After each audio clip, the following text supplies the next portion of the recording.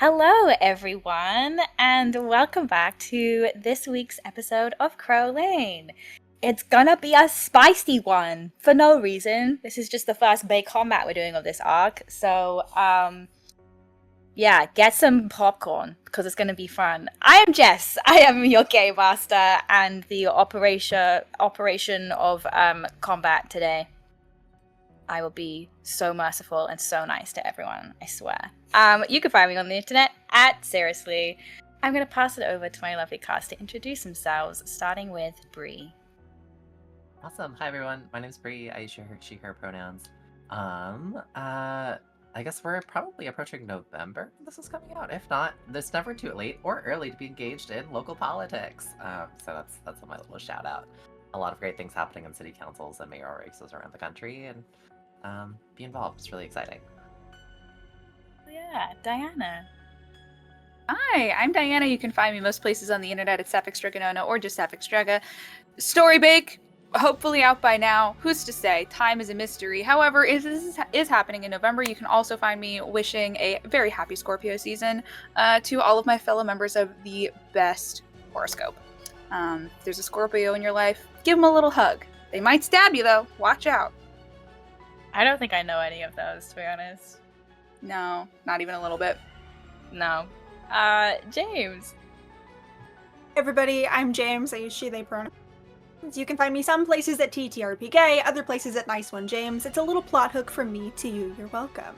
I also would like it on the... I'm also probably doing fun things at this point. I don't know. Look at my social media. Time is fake and I don't know what I'm doing at this point. I would like it on the record that I am listening to the playlist that I made for the Ant Farm finale that I've listened to for every single big combat in this campaign, and nobody's died yet. So everything's going to be fine because I'm listening to the Good Luck playlist. And if anyone dies, you will never see me again. Oh.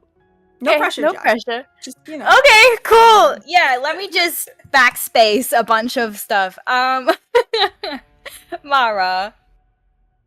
Hey everybody, my name is Mara. I use they them pronouns. You can find me on the internet at College of Lore Dropout or Lore Dropout. One of them will probably get you there. If you haven't done something creative today, do it. Here's your sign to do it. I don't care what your creative thing is, but do it. After the episode, because we gotta kick this guy's ass, but then do something creative. Mwah. I'll also be doing stuff. Look at my Twitter. Yeah, bye. I need the Shia LaBeouf "Just Do It" meme to be replaced by Mara very sweetly going, "Just do it," because it's so much nicer. TT. Hello, everyone. TT. You use they any pronouns. You can find me at TT Breton. Pretty much everything. And you could also find me probably watching Love Is Blind UK or Love Island. Great taste. That's all I do. Good job. Okay, we're going to roll it on to our announcements, which are always really well fleshed out because I know exactly when this episode is airing. But let's start with the basics. You can follow us on social media. We are most places on the internet at Starlight Tales or at Starlight Tales _. We have our kind of weekly schedule updates and announcements and just general shenaniganry directed by Diana over on Twitter. You could also find us on Instagram and TikTok, and I believe that we're trying to live stream some of our Crow Lane episodes to TikTok. So if you don't want to, go on your laptop and stay on TikTok for the next 8 hours, which I don't do at all, you can maybe find us streaming on there, I think, if you're watching this on TikTok. Hi! I don't know if we figured it out yet or not. Again, time is a weird soup. You can also find us on YouTube with all of our previous VODs of both this campaign and all of the other beautiful stories that we've told on this channel. You can also find us over on Patreon. You can pledge to us at a number of different tier levels for different levels of exclusive content. We do monthly live streams.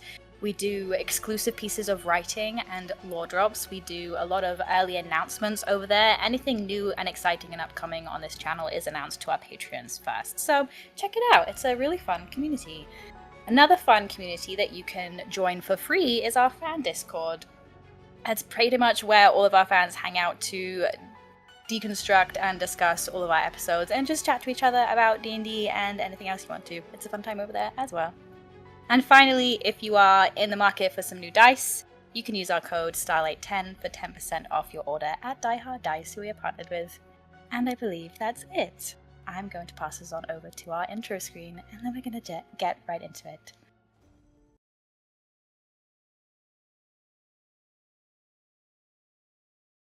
Last time on Crow Lane, we began with a family meeting.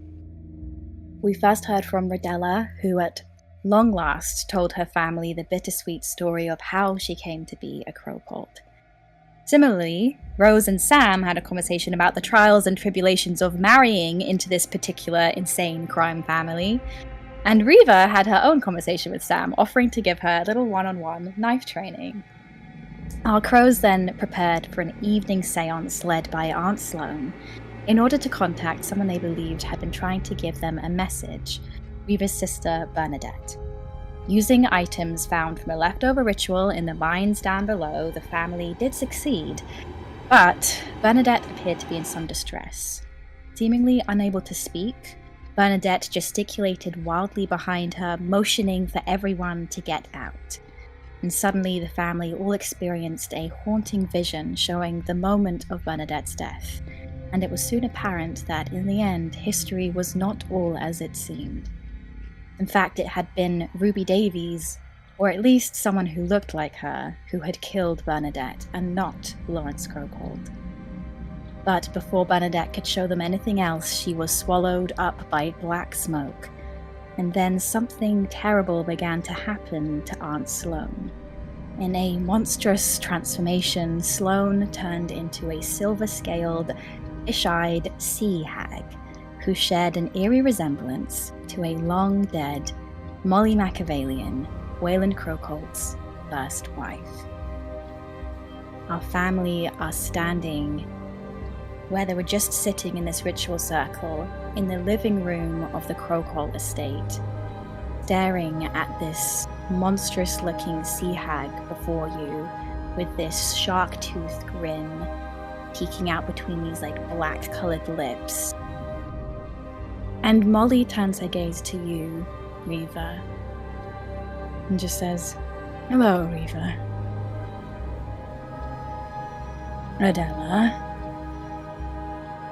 And the kids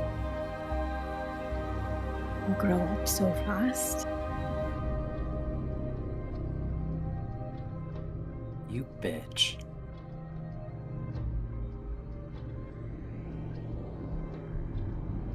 She kind of fixes her gaze on Rose and Tennant. "And you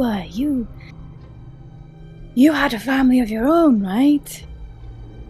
Twins are so much fun." Where's Sloane? Who? Sloane?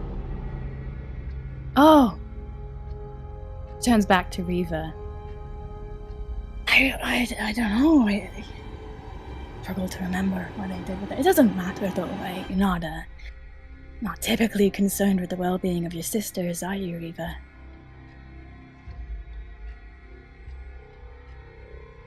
I think my eyes really narrow into dagger slits. And I think it's been a while since I think Reva's been left speechless and just kind of switches into she looks like she's done talking. I think you see a flash of kind of haughty disappointment on her face. And her gaze just flicks back to Rose and Tennant, and she just continues, "Yeah, no, twins are a handful, aren't they? But, kids are a joy, and I mean, if there's one thing the Crowcolts know how to do, it's fucking multiply, right?" Where is Sloane? I can't remember. My memory's foggy, love. Anyway, I'm sure you're all wondering why I gathered you here today. Do you yawn, Nadette? Absolutely. She beams quite genuinely at you. There's not a hint really of malice in there, which is hard because she looks so terrifying. But she looks genuinely quite fond of you as she kind of looks you up and down, and you yawn in her face. And she goes to speak. Ruby, can you make a perception check for me? Yeah, sure, I'd love to do that. Why me? Not that I'm complaining, I would like to note, while this is happening, I think the only You reason, use DM inspiration, because that's a bad And- number. and the rest of you let me know what you think, but I think the only reason that none of us have, like, moved to attack yet is purely because we're trying to figure out where Sloane is. Yeah, Yes. I think that is quite literally the only reason we are not, like, going apeshit right now. 100%. That is a 26. Beautiful. Ruby. Yeah. There is that, like, unfortunately, that distinct fishy smell in the air now that, like, Molly has kind of revealed her true form. But there is still that lingering, very, very strong smell. You were the first person to arrive in this room before the seance began, and it stank of incense. And it still smells really fucking strongly of incense. And it just, like, is niggling in the back of your mind. And then your eyes look past Molly to one of the kind of like small tables. All of the furniture has been pushed to the sides of the room behind her. And you can see just on the floor by a chair leg is a bundle of that necrotic seaweed that you found down in the mines that looks as if it has been wound into a smudge stick and burnt. And you remember Sloane telling you that smudging an area with this necrotic seaweed gives you the ability to control the undead. And suddenly it clicks for you that the reason Bernadette could not speak Is that is she was probably because of how this ritual was set up. right. Interesting. Very interesting, and that concerns me very deeply. Is Molly looking at me right now? I don't think so. I think she's kind of like looking at all of you, but is mostly kind of focused on, I think, Reva, and is Mhm. waiting to see what she will do. Oh, wonderful. She got with the program. I think that are there windows down here as well? Yeah. You are in your living room. There's like a big bay window. It's definitely like the curtains are drawn. This is like very late at night. But there's a big bay window behind where Molly is standing. Okay, awesome.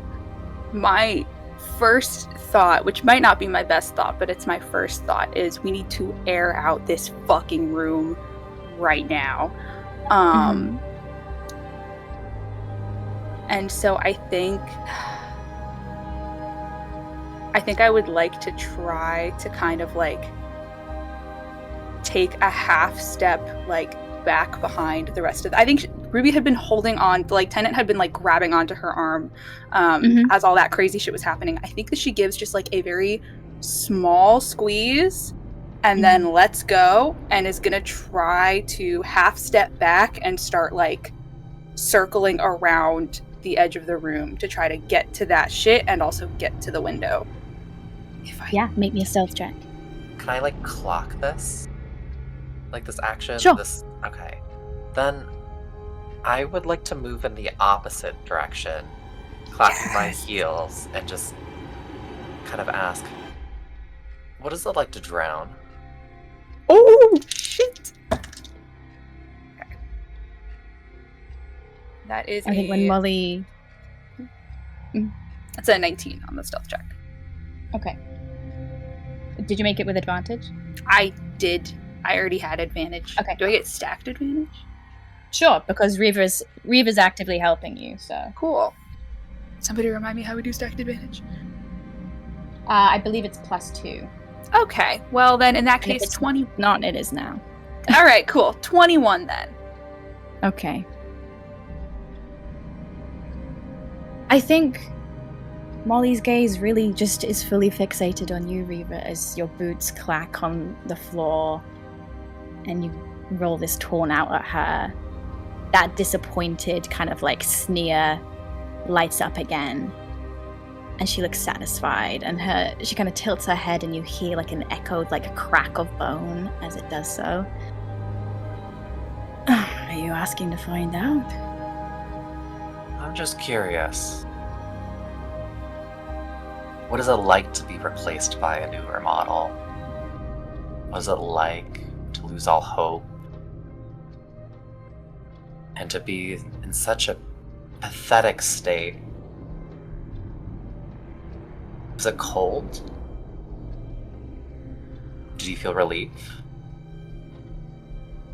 What is it like being such a failure?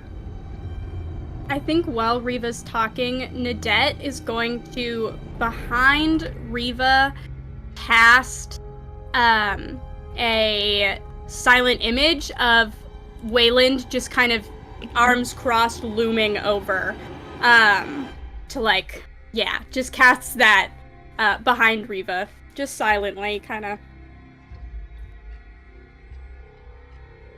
I think. So Molly starts to speak. She kind of goes, "Oh, I am the newer model. I did the replacing, Riva. You don't know, do you?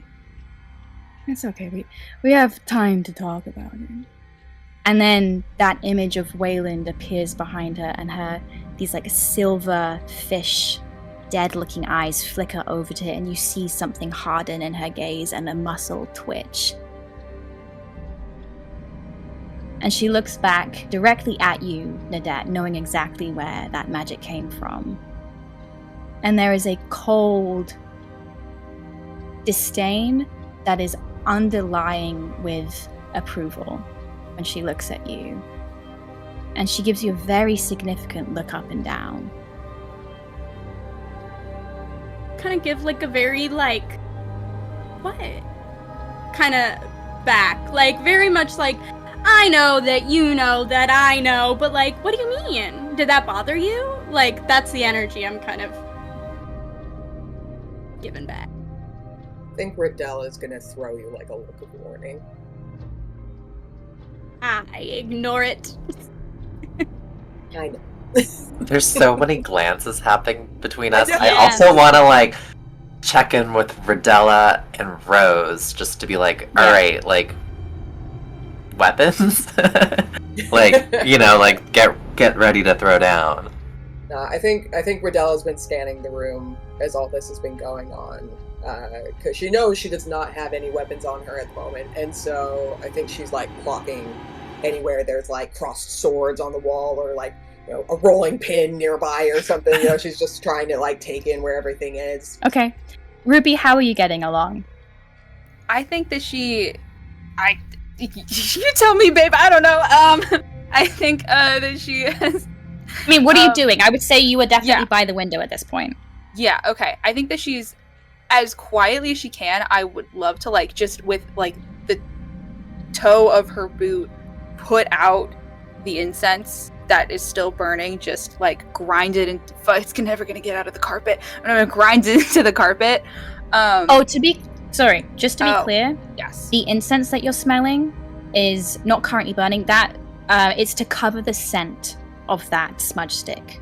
She was The very much smudge trying stick. to cover it. Yes. Is the smudge stick still is burning? not currently. No, Oh. it has. The room has already been smudged. Oh wow. Yes. Never. Fuck. I'll just take it then. Because I like taking things. Okay. And I think that like Ruby has like undone the latch on the window and is just like looking back at the rest of the family and is just waiting for somebody to go. Okay. Like not to add to the significant glances, but Just to remind you, are you picking this up with your bare hands? yeah, because I wasn't thinking about it, and I'm gonna be true to true to what I said, and I wasn't thinking about it, and neither was Ruby. Okay. Make me a Constitution saving throw. Okay, cool. Oh, this is gonna be fun. Whilst you do that, Molly looks at you, Nadette. And again, her head tilts back the other way, and there's another resounding, like, crack. And she says, I think they all say you remind them of the wrong sister. Oh, really?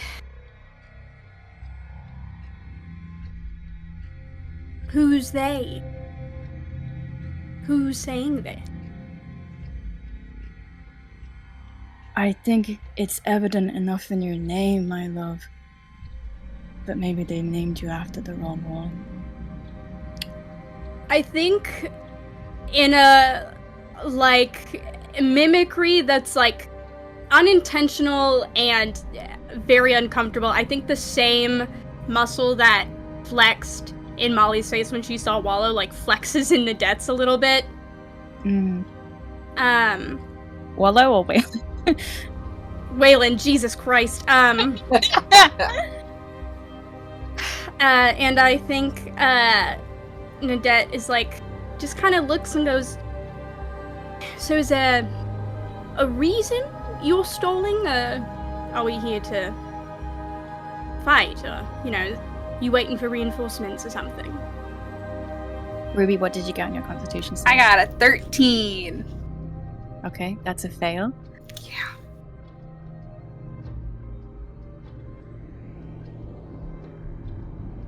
You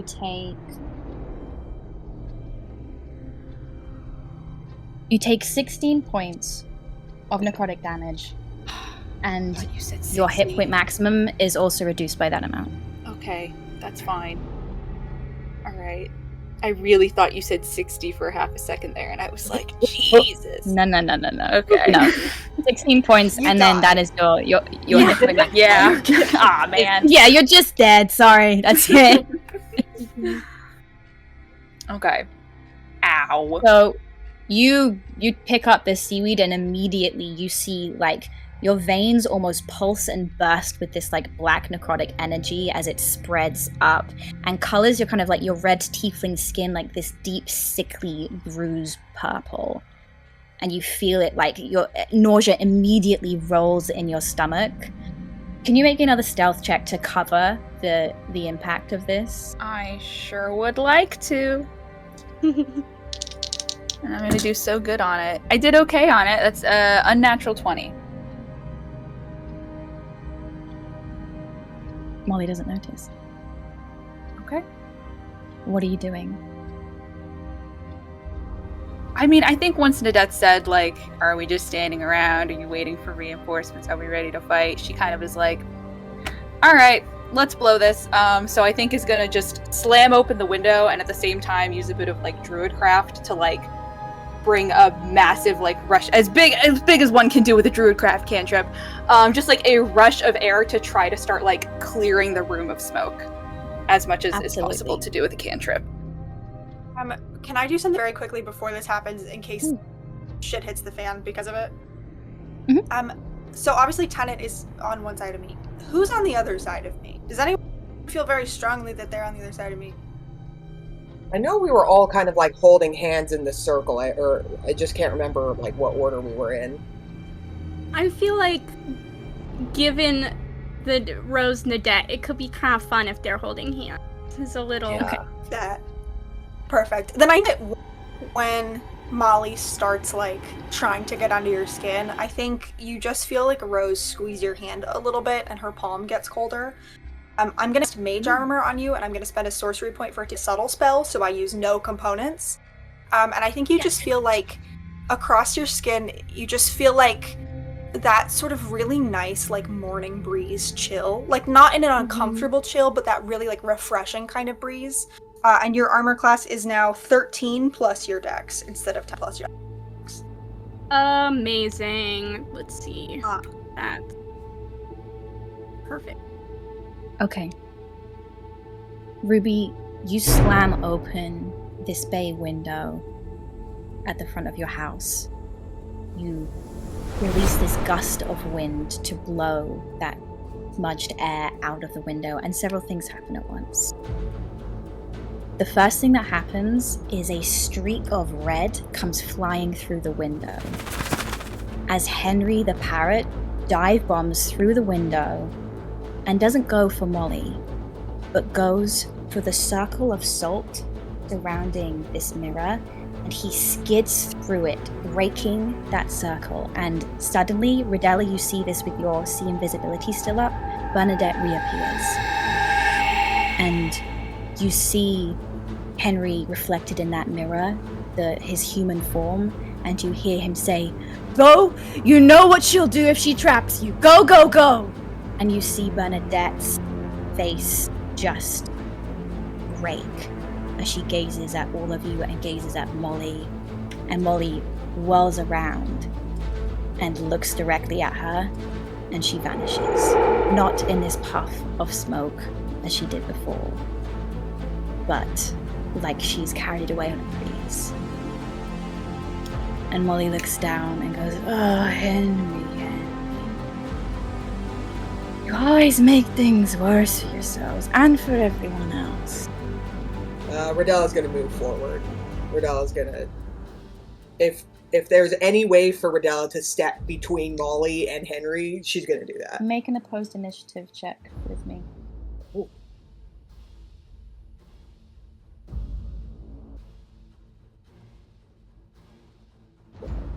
I rolled a natural 20. Oh my god. Can I silvery barbs that, make you reroll it? Sure. And I will give that advantage to Ridella. You have advantage on your next, I believe it's ability check or saving throw. That is an 18, I believe. It is. I'm sorry. You kind of like jerk forward, Ridella, and it's like the strike of an eel. She reaches out and she grabs this parrot in her hand. Well, now we need to teach you a lesson. I'm gonna cast command. She uses a legendary resistance, and she just kind of looks over at you and just shakes her head. And she maintains eye contact with you, Ridella, as she throws Henry at the mirror, and he explodes into red feathers. And then all of you see this mirror suddenly hold the reflection of Henry, and his material form disappears, and he pushes a hand up to this shattered glass and looks at you all. And she just goes, "Well, now you're just gonna have to watch." And I'd like everyone to roll initiative, please. I think I have a fix for this. Okay. Anyone get above a 20? Nope. 20 to 15? 19. Oh my god! Twin. I'm sure your dex Ruby, is I higher. assume My you have dex the is a higher plus dex. 4. Yeah. Okay. My dex is also a +4, but you go first. Take it, because your action is probably going to do a lot more than mine will. Oh, you go.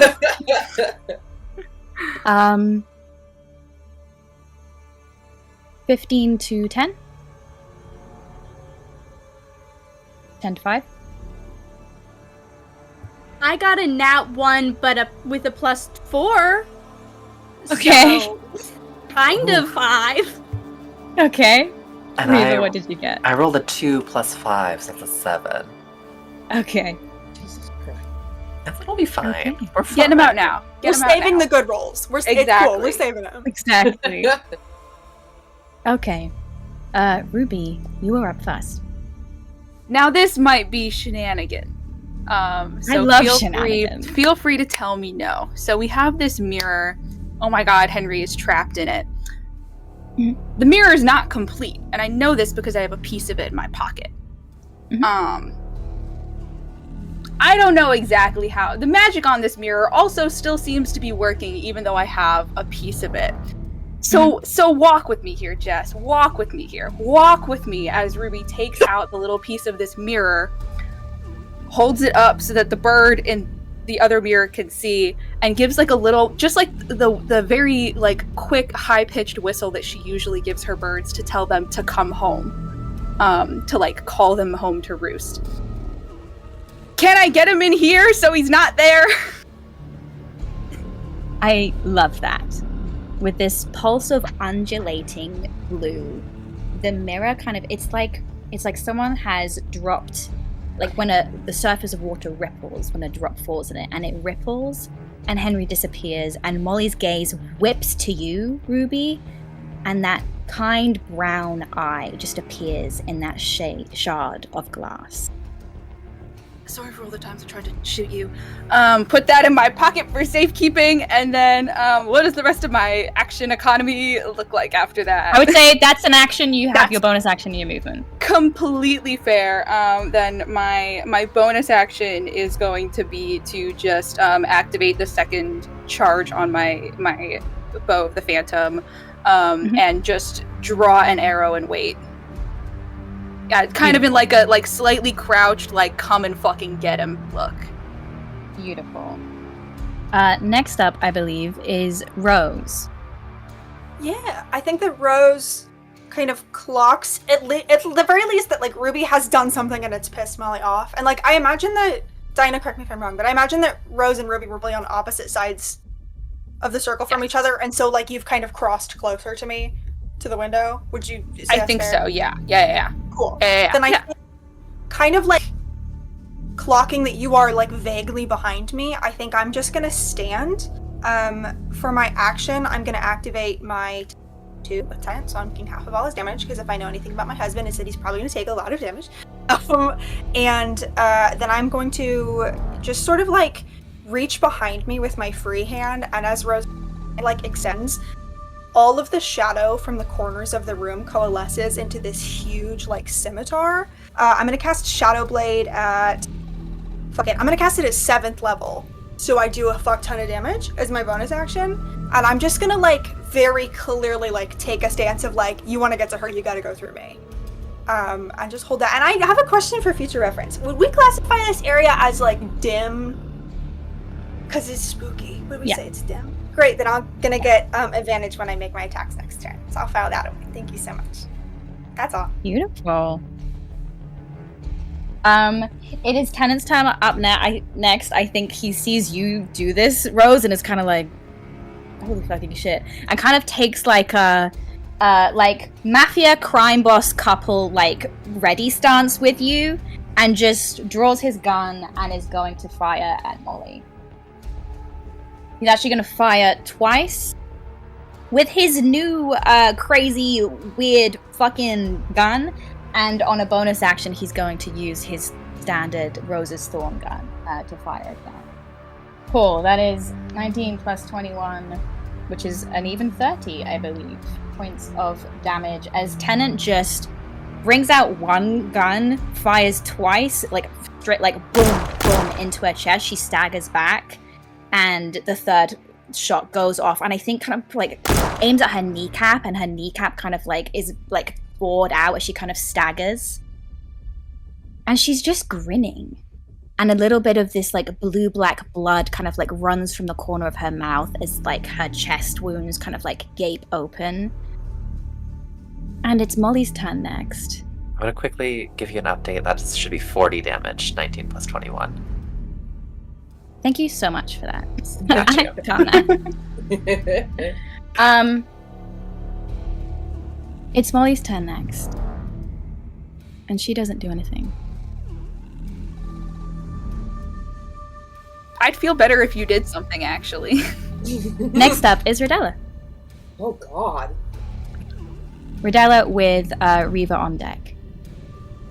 Yeah, I think clocking what happened with Ruby and that Henry is now, because I think Rodella was losing her mind a little bit, but clocking that Henry is now safe with Ruby. I think Rodella's honestly, and like taking in the fucking haunting expression that is on Molly's face right now, I think Rodella's a little like hesitates. I think it's already so jarring to see this person like alive in front of them that like looks familiar but is so like terrifyingly different. And I think it's just been like her brain is fucking going crazy right now. But I think at the moment she's probably a little bit wary to take any kind of like serious action. So I'm going to cast Bless instead. Okay. On Ruby, Nadette, and Rose. Okay. Did you do anything with your bonus action or movement? Is there like a weapon anywhere near me? Like any swords on Make the a perception check. 22. Yeah, it's a natural 20. Yeah, you. There are two great swords crossed on the wall at the kind of like to your left-hand side above the fireplace. Okay. So yeah, I'm gonna take my movement and get over there And grab one of those. Perfect. Reva, it is your turn. Awesome. So the way things have been like described right now, no one's really up close with Molly. Is that correct? No. Okay. Then, This is a living room. I think Yeah. it's about maximum probably 40 feet wide. I think you're all probably within 10 feet of her, but no one's Okay. like in melee like, with her. in melee with her. Sure.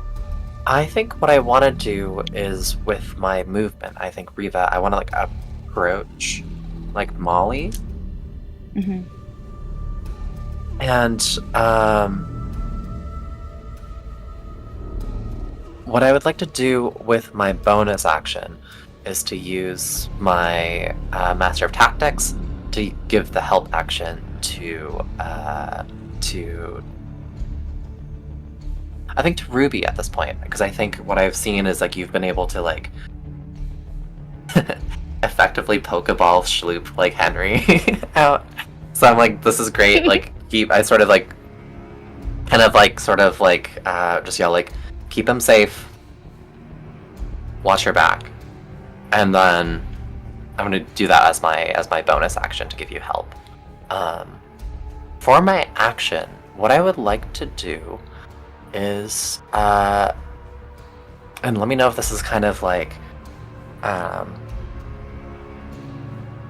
what I'm trying to figure out here, suss out like why did Molly not take an action? That's where I'm trying to figure out. And I'm gonna kind of like hawk my way MacGyver into, or not, sort of like talk through this for a moment, right?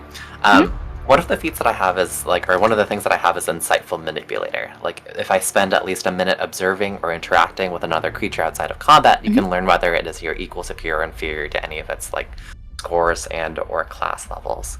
Like, instead of getting scores or class numbers, can I get a little bit of an insight into what is Molly's end game here? And like, why did she not move to attack us, I guess? Because that's the thing that's running through my mind as a character. Like, 100%. I'm gonna roll like a, I don't know what it is, but I'd love to get some type of like insight or something. I mean, do you have to roll? Does that feat require you to roll? Because I'll give it to you for free if you have a feat about it. Yeah, it doesn't require me to roll, but it normally Cool. it would give equal, superior, or inferior to any two of its scores or like class levels. I want like, what's going on? So, Reva, you are a survivalist through and through. You have faced death many times. You have faced foe of every kind imaginable. And you look into... Do you kind of step up to Molly? Are you getting into her melee? I do. I want to get within 5 feet.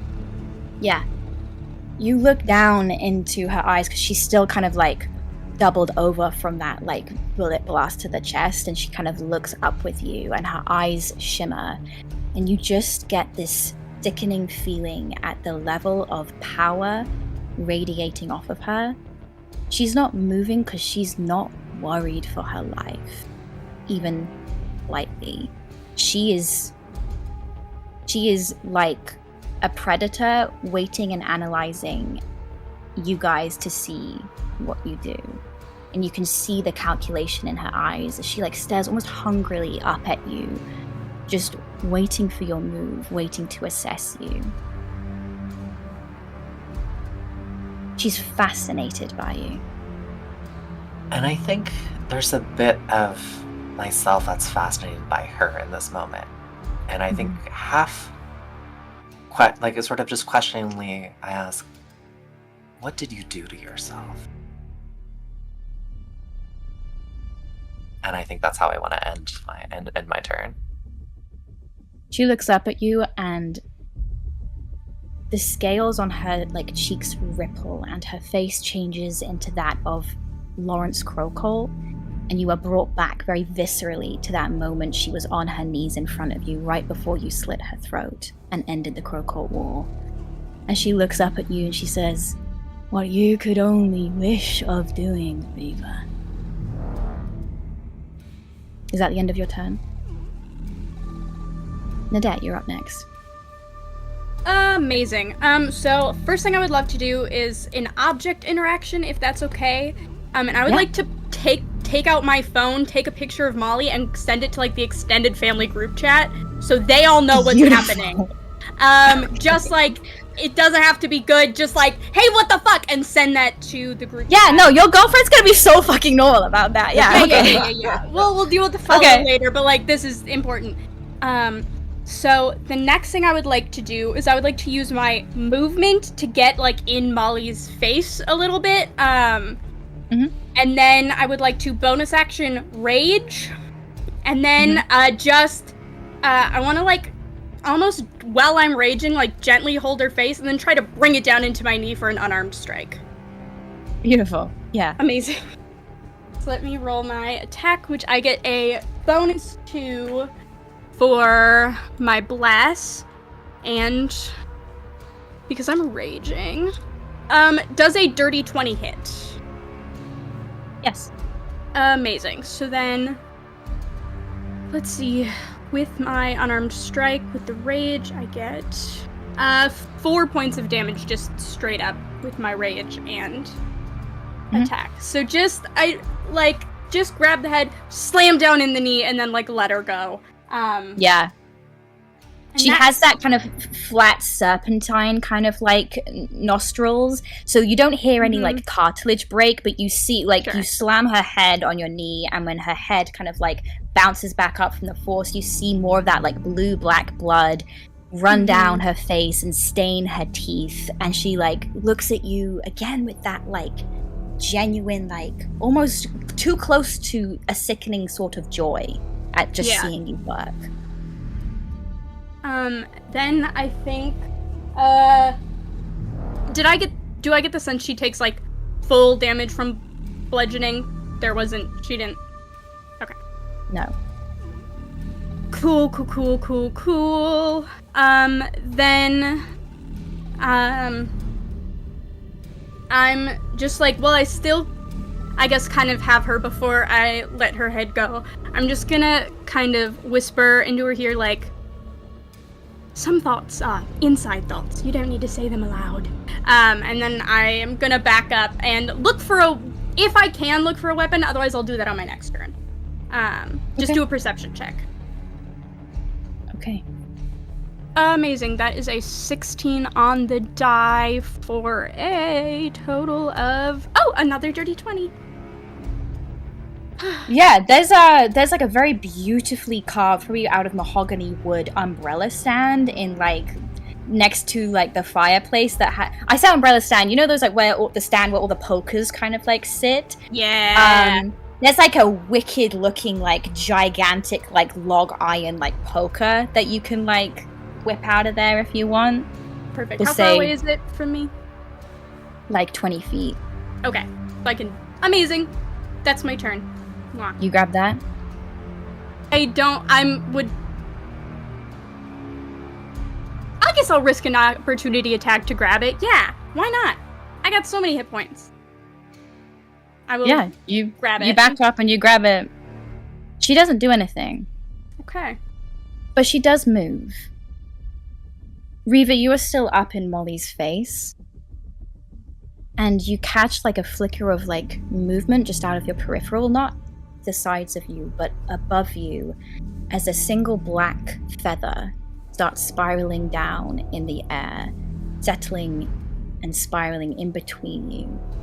And you're reminded of that moment in the mines where you saw another black feather kind of like that you set alight with your own flame. And Molly kind of like plants her webbed hands on her knees and kind of like straightens up a little bit and just takes a very small step back, still pretty much staying in melee with you, and that feather settles on the carpet between both of your feet. And then this strange spider web looking ink starts to spread outwards from it. And these jagged kind of like spools of like black, almost like necrotic looking energy spike out of it, and suddenly this like clawed hand moves out, and another one. And this thing slowly out of this single black feather starts to materialize in front of you. You are forced backwards because of the size of this thing as it continues to grow and shape itself before your eyes. More black, kind of like ink splattered.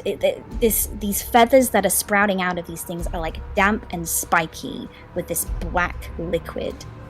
The creature finally stands, and the top of its head brushes the chandelier at the top of this room. This thing is almost 20 feet tall.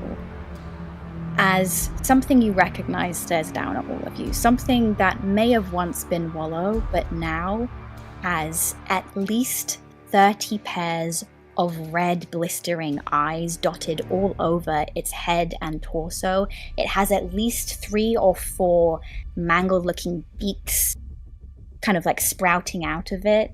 It is oozing and dripping molten gold from its nostrils, from its mouth, from its tongue, from just open kind of like gored wounds in it. And it has these like giant clawed hands and these horrifically large wings, and it stares down at all of you.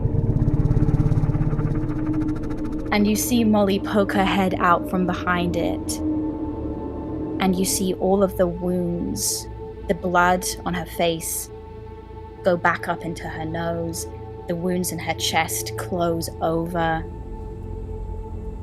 and the molten gold continues to drip from these orifices in Wallow's body.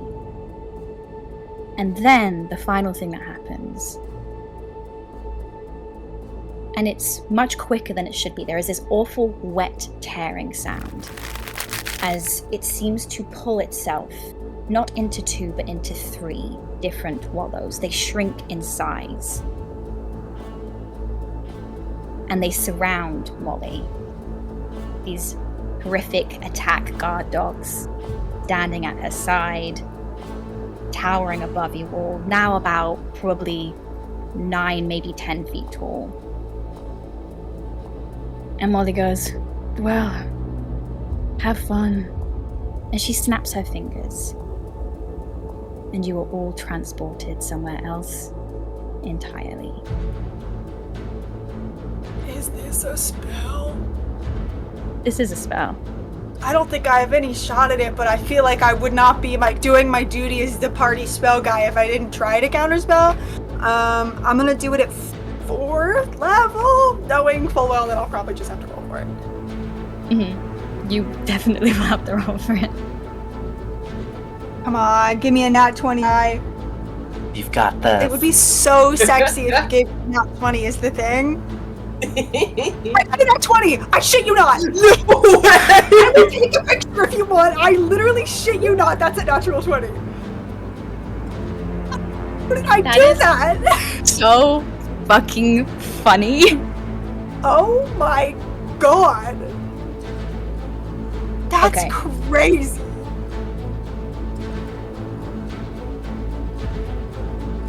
Okay. So what does it look like when you cast Counterspell, Rose?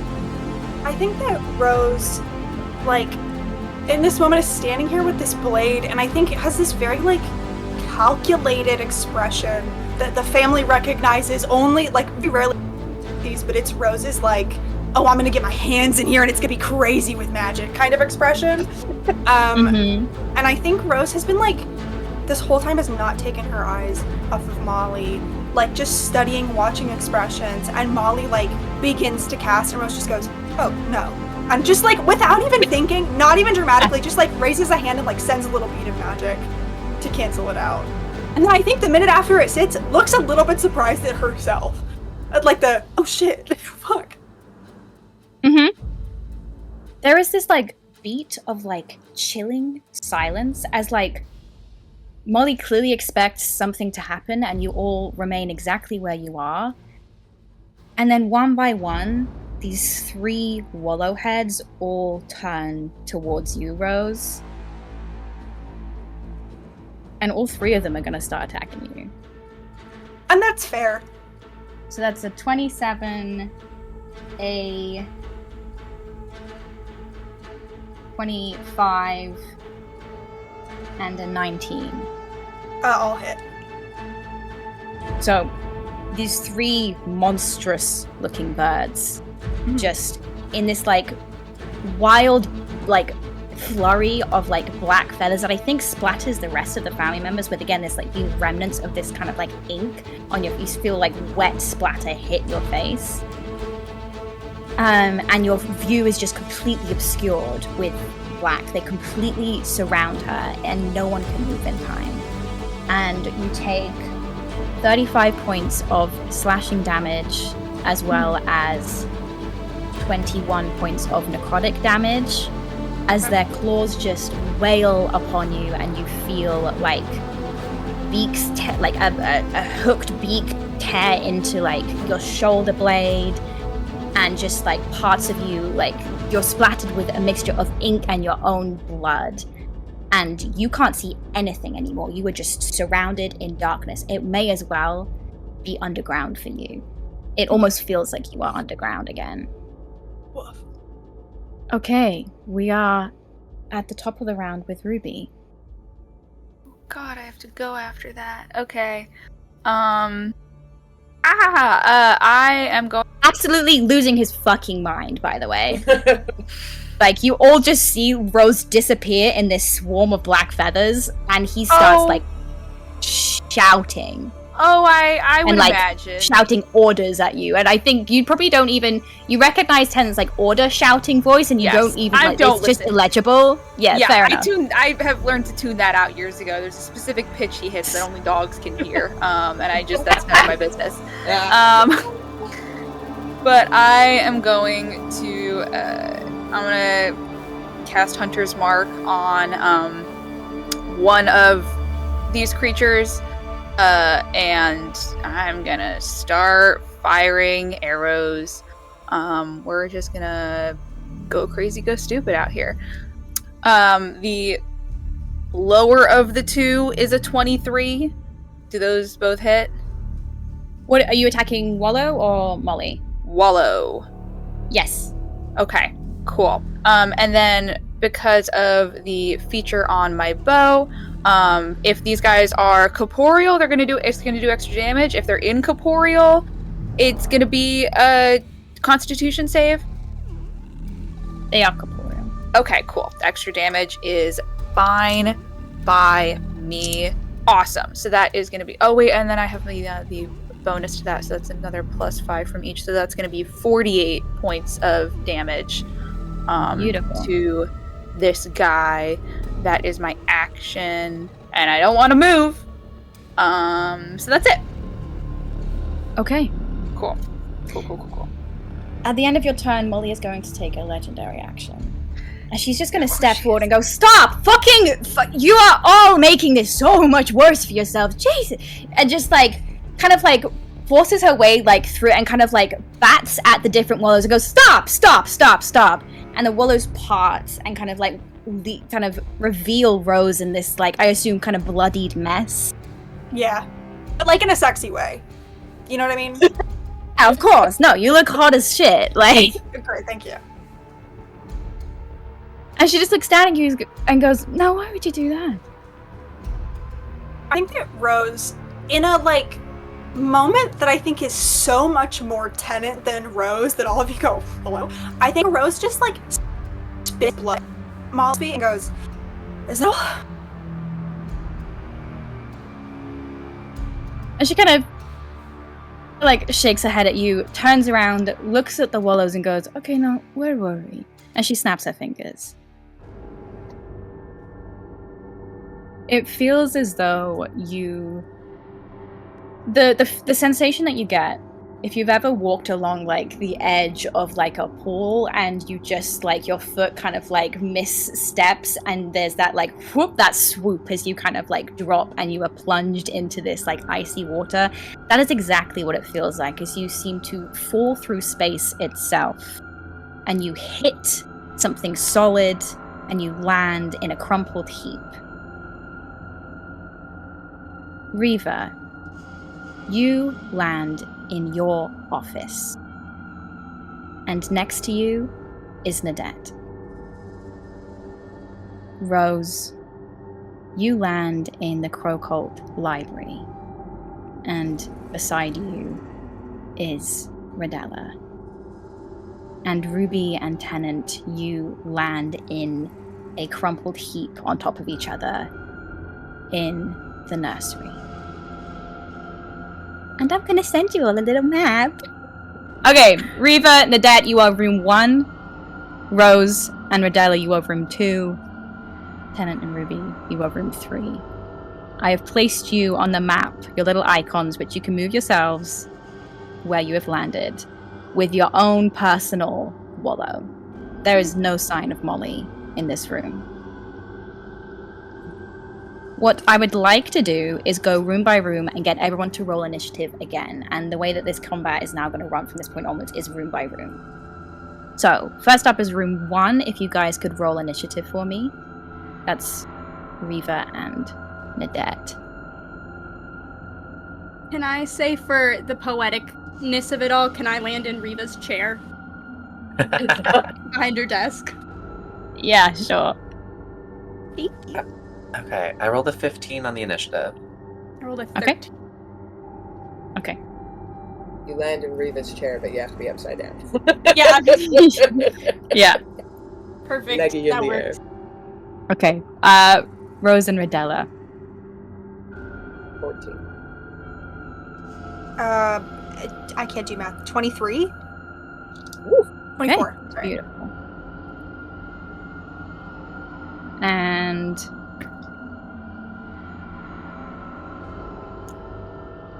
that's a nat 20. Beautiful.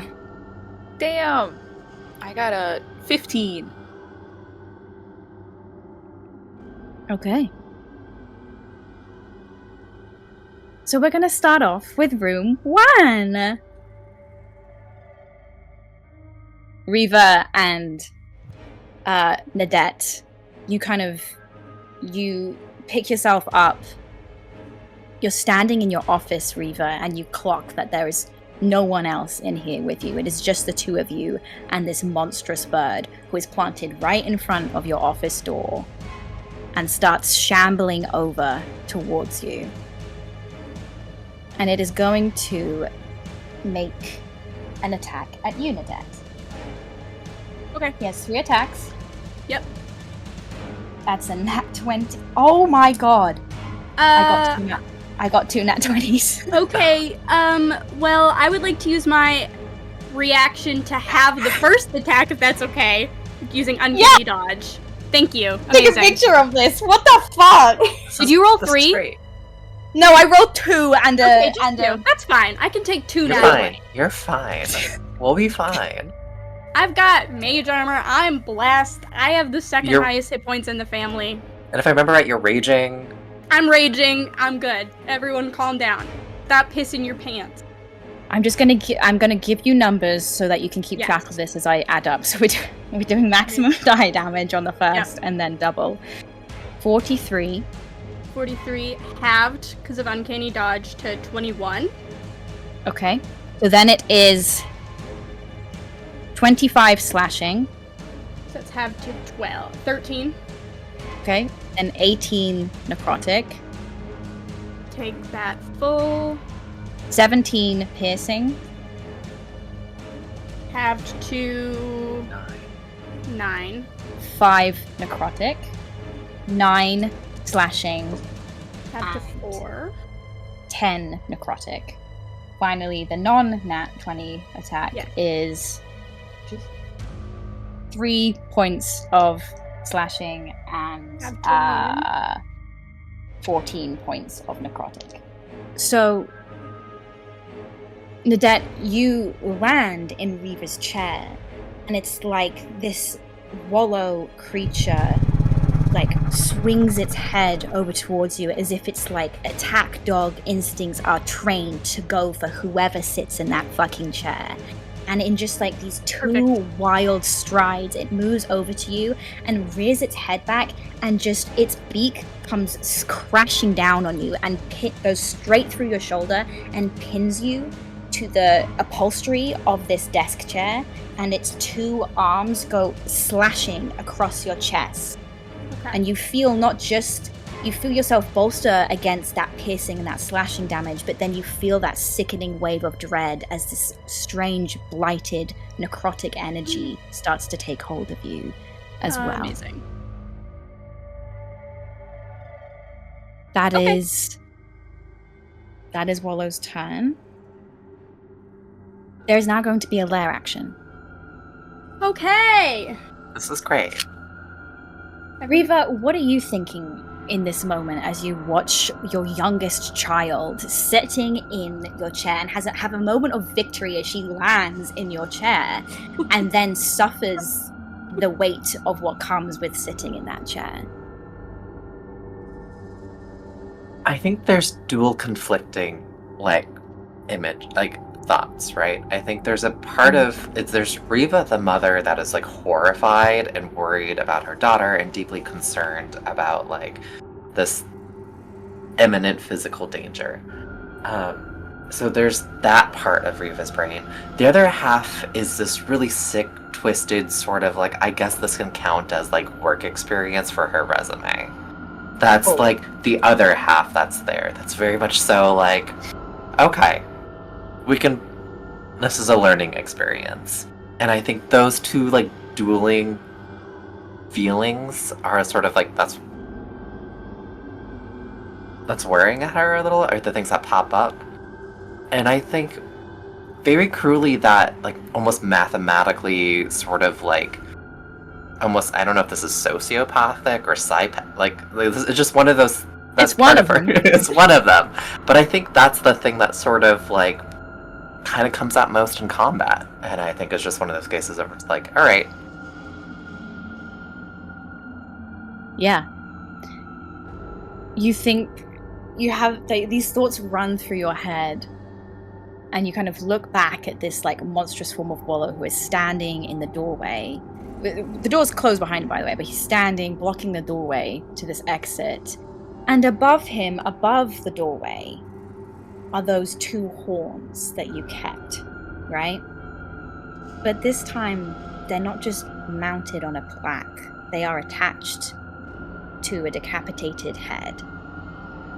As Lawrence looks down at you and looks over, those kind of dead grey eyes no longer glowing, looks over at Nadette, who has just suffered this brutal attack, and looks back at you and goes, nice.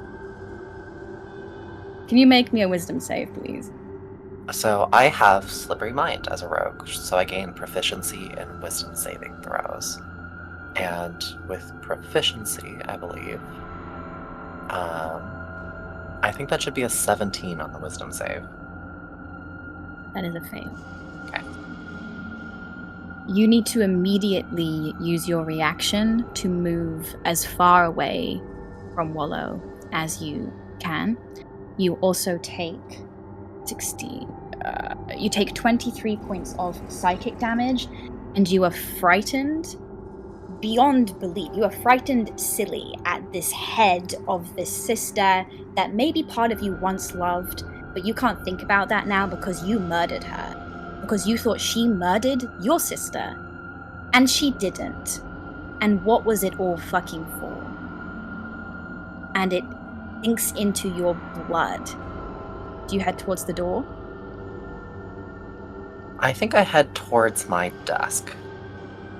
That would be, Wallow is I think Wallow's broken your desk in two because he climbed on top of it to attack Nadette, and the whole thing shattered under his weight.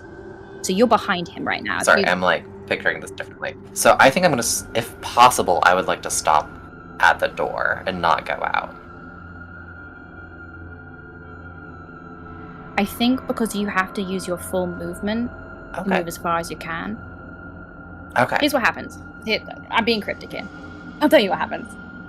You move towards this door, and your hand goes for the handle, right? You don't want to leave your child, but there is a primal instinct in you that is get the fuck out of this room, get away from that head, get away from that monster. And it's a gross feeling because your child's in the back there getting maimed. And you go, and your hands go for the doorknob, and it stops just short of being able to touch that door handle. and it's like there is an intense, like almost like a magnetic force, like pushing you back. You cannot push through this boundary, and you look down at the floor, and your eyes track black sea salt lining the edges of this room. And you're reminded of that ritual circle downstairs, that corrupted sea salt that Molly uses to entrap undead. And she's probably done something similar here to prevent you getting out of this room. Okay. So now it is your turn, and you can use your turn to make another wisdom save to try and get rid of this frightened effect. Awesome, fantastic. And that's my action? That would be yes. Alright, so I will roll to get out of that sort of frighten. That is going to be a 21 on that effect. That frightened condition ends for you. So Okay. you have your bonus action and your movement back again. Got it. Then with my movement, I want to get as close as possible within 5 feet to this wallow. Okay. Awesome. You get up in melee with him. And then with my bonus action, I would like to use my Master of Tactics to give the help action to Nadette. Okay. And that takes the form of me just saying, please get out of my chair. Is that the end of your turn? That is the end of my turn. Okay, Nadette, you are up next. Amazing. First thing I would like to do is I have this spiky umbrella stand thing, which I feel like I'm gonna use it as a big like hammer, if that's cool with you. Yep.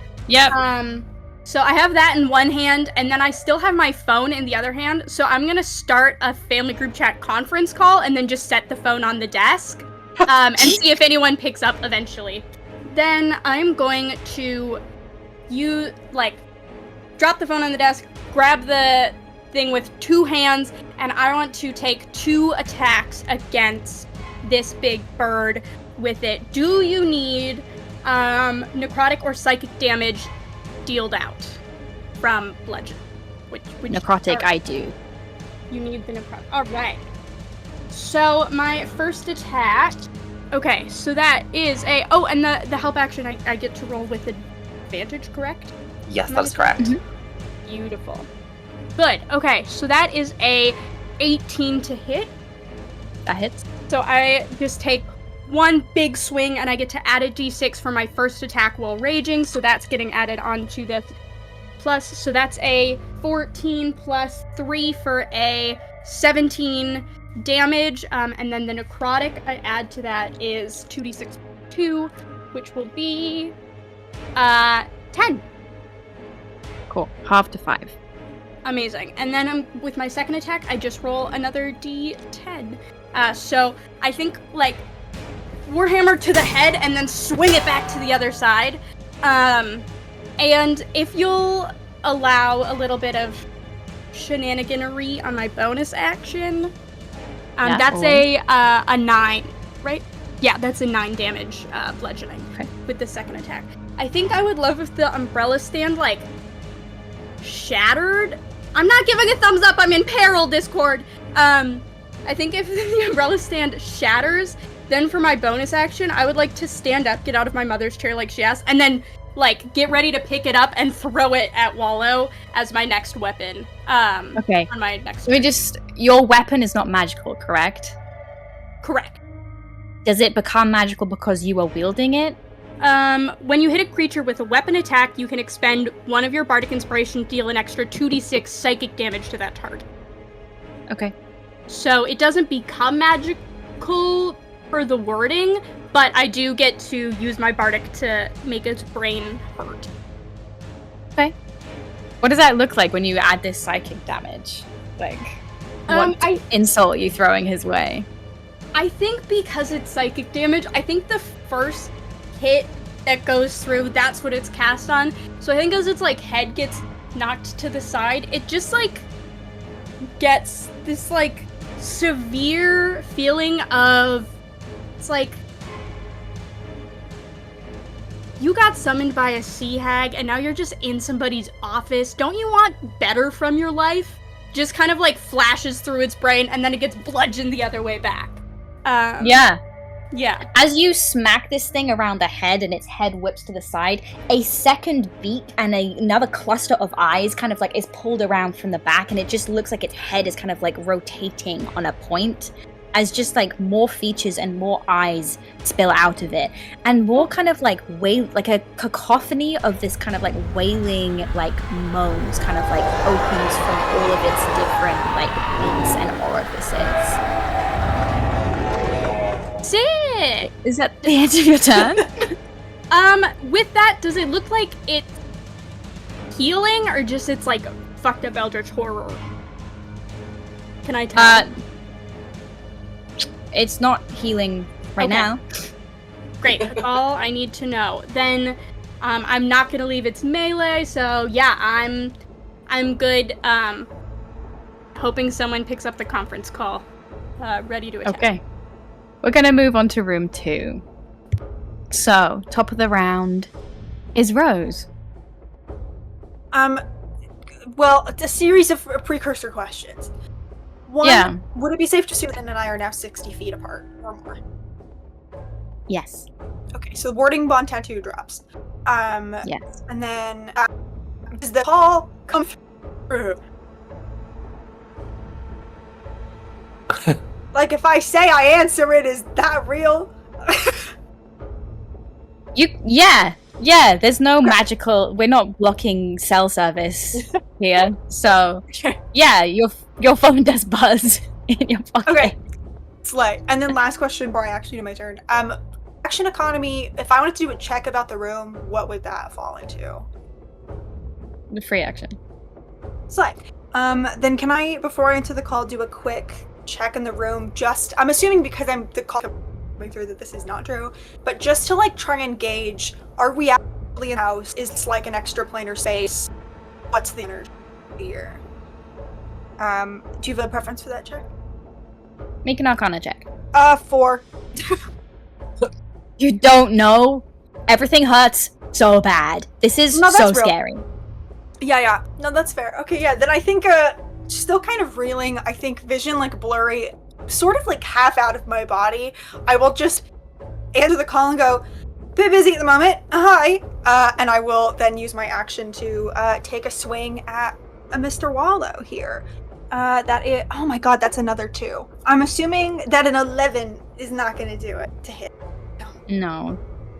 That's okay. I think that Rose, I think vision hasn't really cleared yet and just stumbles a little bit, and I think we'll just take a breath as a bonus action to try and help herself not drop dead. I'm gonna healing word myself. I'm just gonna do it at second level because I need these spell slots. But yeah. And I'll just drop my phone on the floor. Or it looks like I'm by a little end table, so I'll just put it on the end table. Yeah, you can do that. That's me. It's the end of your turn. Yeah. Rodella, you're up next. Yeah, I think hit the ground and look up and what the fuck is going on. Mm-hmm. I think, yeah, Rodella's gonna do the same thing, probably seeing this version of Wallow like looming over them. I think she's gonna take a quick second to just like look around and see first off where they are, but also if there's anything that looks weird in the room, if there's anything that's out of place, if there's anything that she doesn't recognize. Just kind of an all-around perception check. Yeah, go for it. 5. No. You are just so disorientated. You are just charged with adrenaline and panic. Like, you don't know where your family is. Okay. I think seeing Rose kind of like stumbling around and all of a sudden like lurch for this thing, answer a phone, like all this stuff. How does Rose look now as far as like, does Rose still look really injured? I did roll max healing somehow. So I actually healed double digits. I'm no longer bloodied. I'm not great, but like on a scale of 1 to 97, I'm about a 54. So like, probably can't give me one turn, you know? Not gonna Okay, in that case, As long as I don't do another 2 nat 20s. Sure. Okay, Please. I think seeing that you're up, seeing that like you're no longer the bleeding mess that we left, Riddell is just gonna turn to this wall and I'm gonna attack. Yeah, go for it. The greatsword that I found. Yep. So that's a 21 to hit. That hits. So the first attack, I'm going to Divine Smite with both of these. So that's a 17. And then the second attack, 24, for a 27. That both hit. So that is, I think, 44 total. Beautiful. Yeah, I think in this moment, Redella just grabs this great sword, and her only thought, I think, at this point, I think now that she's kind of like oriented herself a little bit in the room, she still doesn't quite know where she is, but she just knows that Wallow's in front. So I think she just goes careening forward to just hack at whatever she can reach. Yeah. You start hacking at this bird, and it's like, it's strange. You are like a trained killer. You know where to aim, but because this thing's features keep moving around and new arms and new body parts keep kind of popping out and then being sucked back in, and all the while you're just hearing this cacophony of layered like moans and screams. It sounds like there's like a chorus of like very, you know, ghostly injured people in the room with you. It is very weird and hard to try and like get like a death point on this thing, but you do hack at it and you do damage it, and those moans and those screams keep overlapping and overlaying with you, and it's like excruciating to listen to. Is that the end of your turn? Okay. Well, I was going to take a legendary action. Would you make me a Constitution saving throw, please? Also, remind if you haven't used that silvery barbs yet, you do still have advantage on a roll. Okay. 8. I got 8 twice. So what happens is, as these kind of like overlapping like moans and cries of pain begin to kind of like fill your head, you kind of feel like the room kind of sway and spin around you, and suddenly you are in darkness. The oxygen is thin. Everything feels like both echoey and also muffled as you find yourself down in the pits of these mines, and there are people screaming and crying and sobbing all around you. You keep being jostled from side to side as people struggle with whatever is kind of binding them to the floor, and you look down at your own feet, and there are these veins of gold spreading up your legs and pinning you to the ground. And you pull yourself out of this vision, and you find yourself paralyzed and unable to move, just as those who died in the mines did. You also take, sorry, not to forget, but you also take 22 points of psychic damage. And then Wallow is going to step around you and make their 3 attacks at Rose. That is a 29, a 21, and a 16 to hit. They all hit. You know what, can I, on one of those upper 20, we're going to use silvery barbs again to reroll, and I will once again give that advantage to Redella. Sure. Just on the off. That's a nat 1.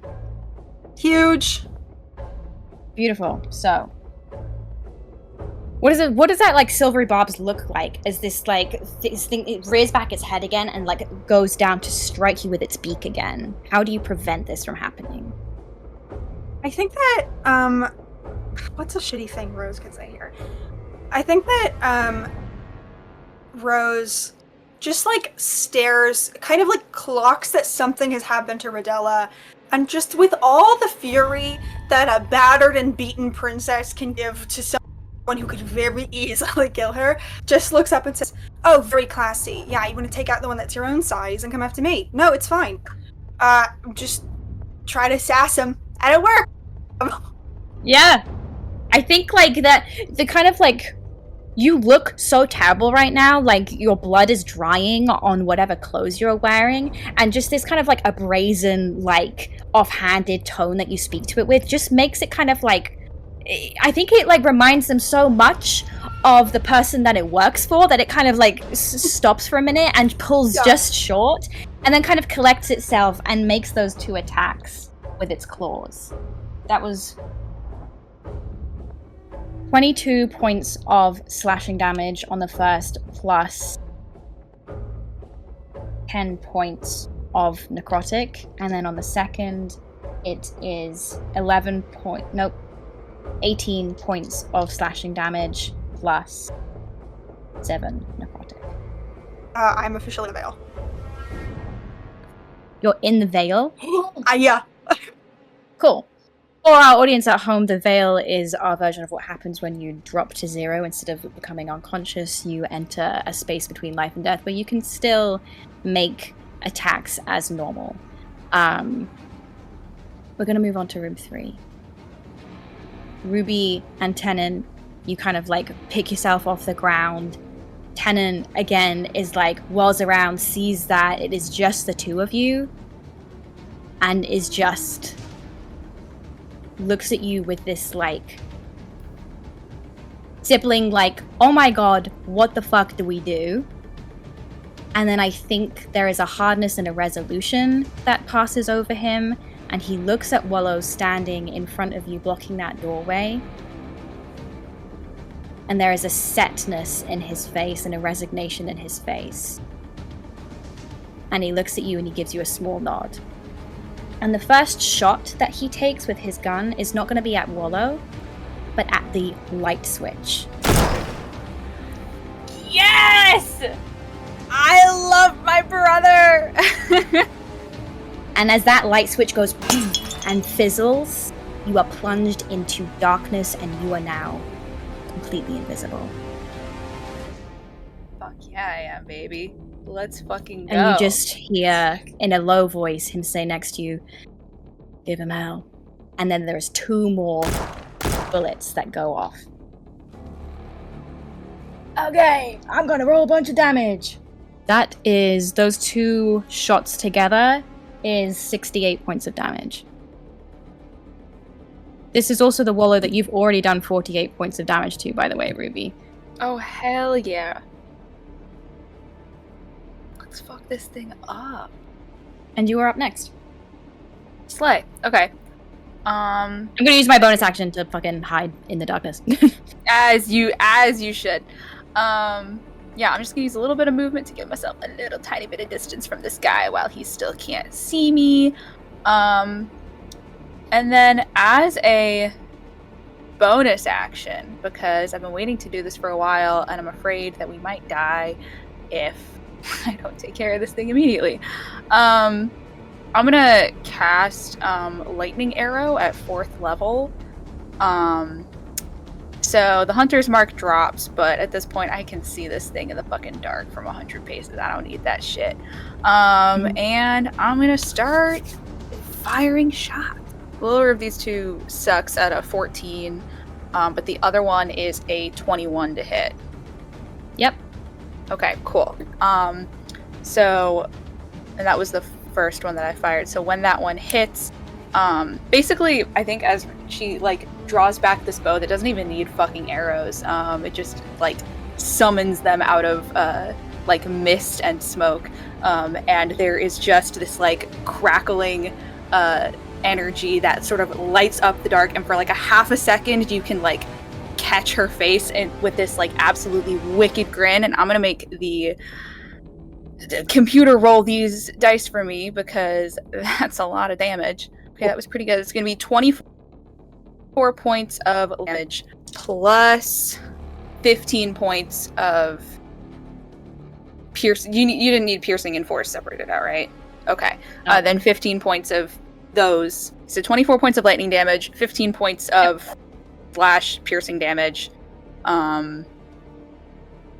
Oh my gosh, and I have a feature, so when I miss with an attack, I can fire again on my same... I'm actually gonna try to attack again and see what happens here. That is still not very good. That's a 17 to hit.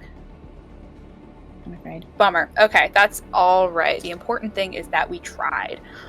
So 2 shots kind of go wide, but then that last one with a freaking lightning bolt just freaking hits this thing. And then I am going to back the fuck up even more and get back here with the rest of my movement. That is my action, my bonus action, and my movement. So that's my turn. You hit this thing, you nail it. Where'd you nail this thing with this, like, lightning arrow? I think, like, right in the face, like, kind of trying to you know, use that sudden, like, flash in the dark to, like, blind it for half a second. Yeah, for sure. And then, then since we are in this room, and it sure is dark in here, but I sure do have awesome dark vision, can I do, like, any kind of, like, perception check? I'm trying to figure out if we are in our house, or if this is, like, a weird approximation of our house, or just, like, kind of see what I can see in here. Yeah, make perception check. Okay. I want to know where the fuck I am. That is a 14 on the perception check. I think, here's the thing. It's a low DC because this is the house you grew up in, and you were the only of the siblings that have actually never called any other place home, right? So there is a certain instinct in you that knows that, like, this is your home, right? But as you nail Wallow right in the center of its face with this lightning arrow, and there's this, like, kaboom of, like, thunder that kind of rattles the walls. And again, even the way the walls rattle is that kind of, like, old house vibe that you're like, oh, this isn't... No other fucking, like, house is old and decrepit enough to, like, rattle like that, right? Mm-hmm. And the walls rattle, and you kind of go, okay, so we're not somewhere else. We are in our home. She just threw us into different rooms.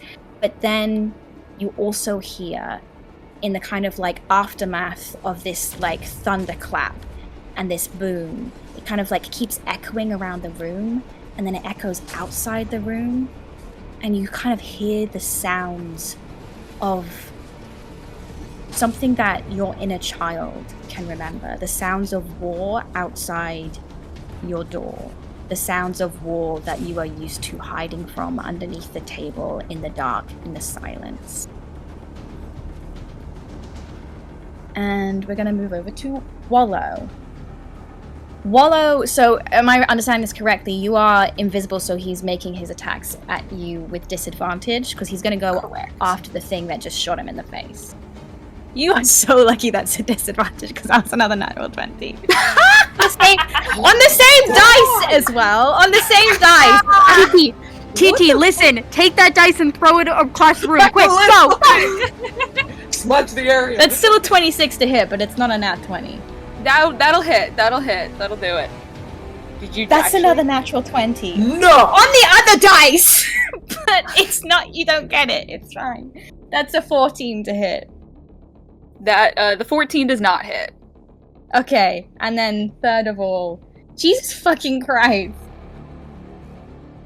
You're fucking my shit up here, man. Fuck up. I am genuinely... Did you actually just roll another one? I swear to God. I just rolled 3 at disadvantage. Every single one of those was a nat 20 and something else. That's I've never fucking told anyone to roll on crazy. D&D Beyond before, but roll on D&D Beyond, please. Listen, Fucking That's insane. insane. we're wasting all of the nat 20s when it's at Exactly. disadvantage right now. Exactly. So get them out of your Get 'em out. system. That was a 23. That will also hit. What? Believe it or not. Fuck, you are so fucking lucky. You would be dead. Jesus. Yeah, I'm pretty great. And I am gonna hellish rebuke when you're done doing whatever you do. Okay, cool. Interesting. Okay, so that first one, so Wallow just charges towards where that streak of lightning came from, and although you are invisible to it, it is large enough and it is burly enough and it is just feral enough that he just starts swinging. and inevitably he just catches you. So like there's a point where like its beak kind of like tears across your collarbone, and one of its claws goes wide, but then the other claw in the backswing catches you, and you take 18 points of piercing, Okay. plus 10 points of necrotic, and 12 points of slashing, and Okay. 7 points of necrotic. All right, folks, I am bloodied. Okay. Let's fucking go. That's crazy. I'm gonna hellish rebuke this guy. Because Okay. Can you fuck tell me that. what that looks Which like? is, yeah, for sure. I think that there is just a, oh god, it's kind of like if you've ever been in a haunted house and there's like a section of it with a strobe light, which just makes all of the movements look like jerky and haphazard and terrifying.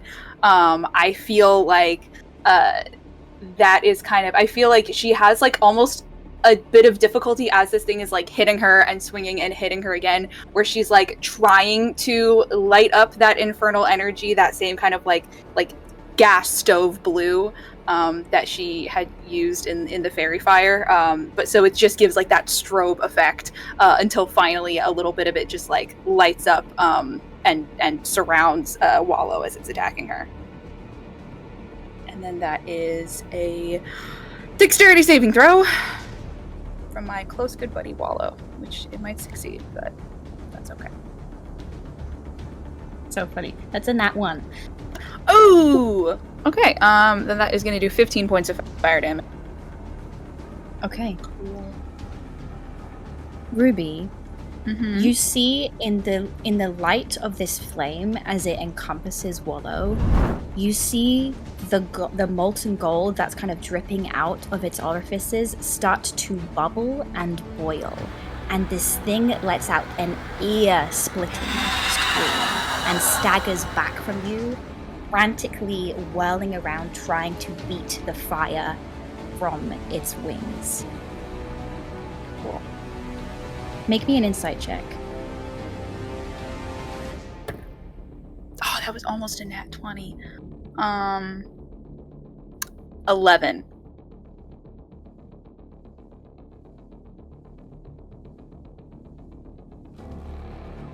This thing's too frantic to cover like what it's doing right now. So what you see in the glow of this light, right? You see it desperately trying to regenerate itself, and you see the injuries that you caused earlier with your arrows down in the living room, and you see the injury you caused with your lightning arrow seconds ago start to close up, but it cannot regenerate from this infernal flame that you have lit it up with. Cool. I have a follow-up question that I meant to ask during my turn, but I forgot. How about that conference call, Jess? Yeah, your phone's buzzing in your pocket. I think she just kind of, with one hand, like, kind of under her chin, slides it open and just starts yelling through the phone, "Kill it with fire! Fucking kill it with fire!" And with that, we are going to take a short break. Catch us in about 15 minutes to see whether these guys can kill this thing with fire. Thanks. Bye.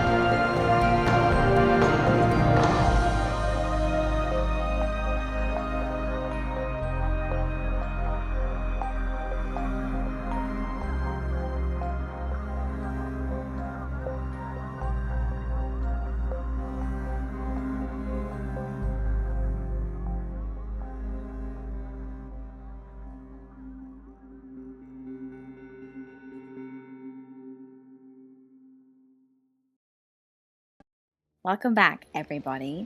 We're gonna jump right back into our combat. We're staying in room 3 with a final lair action. And this takes the form of... This room is pitch black.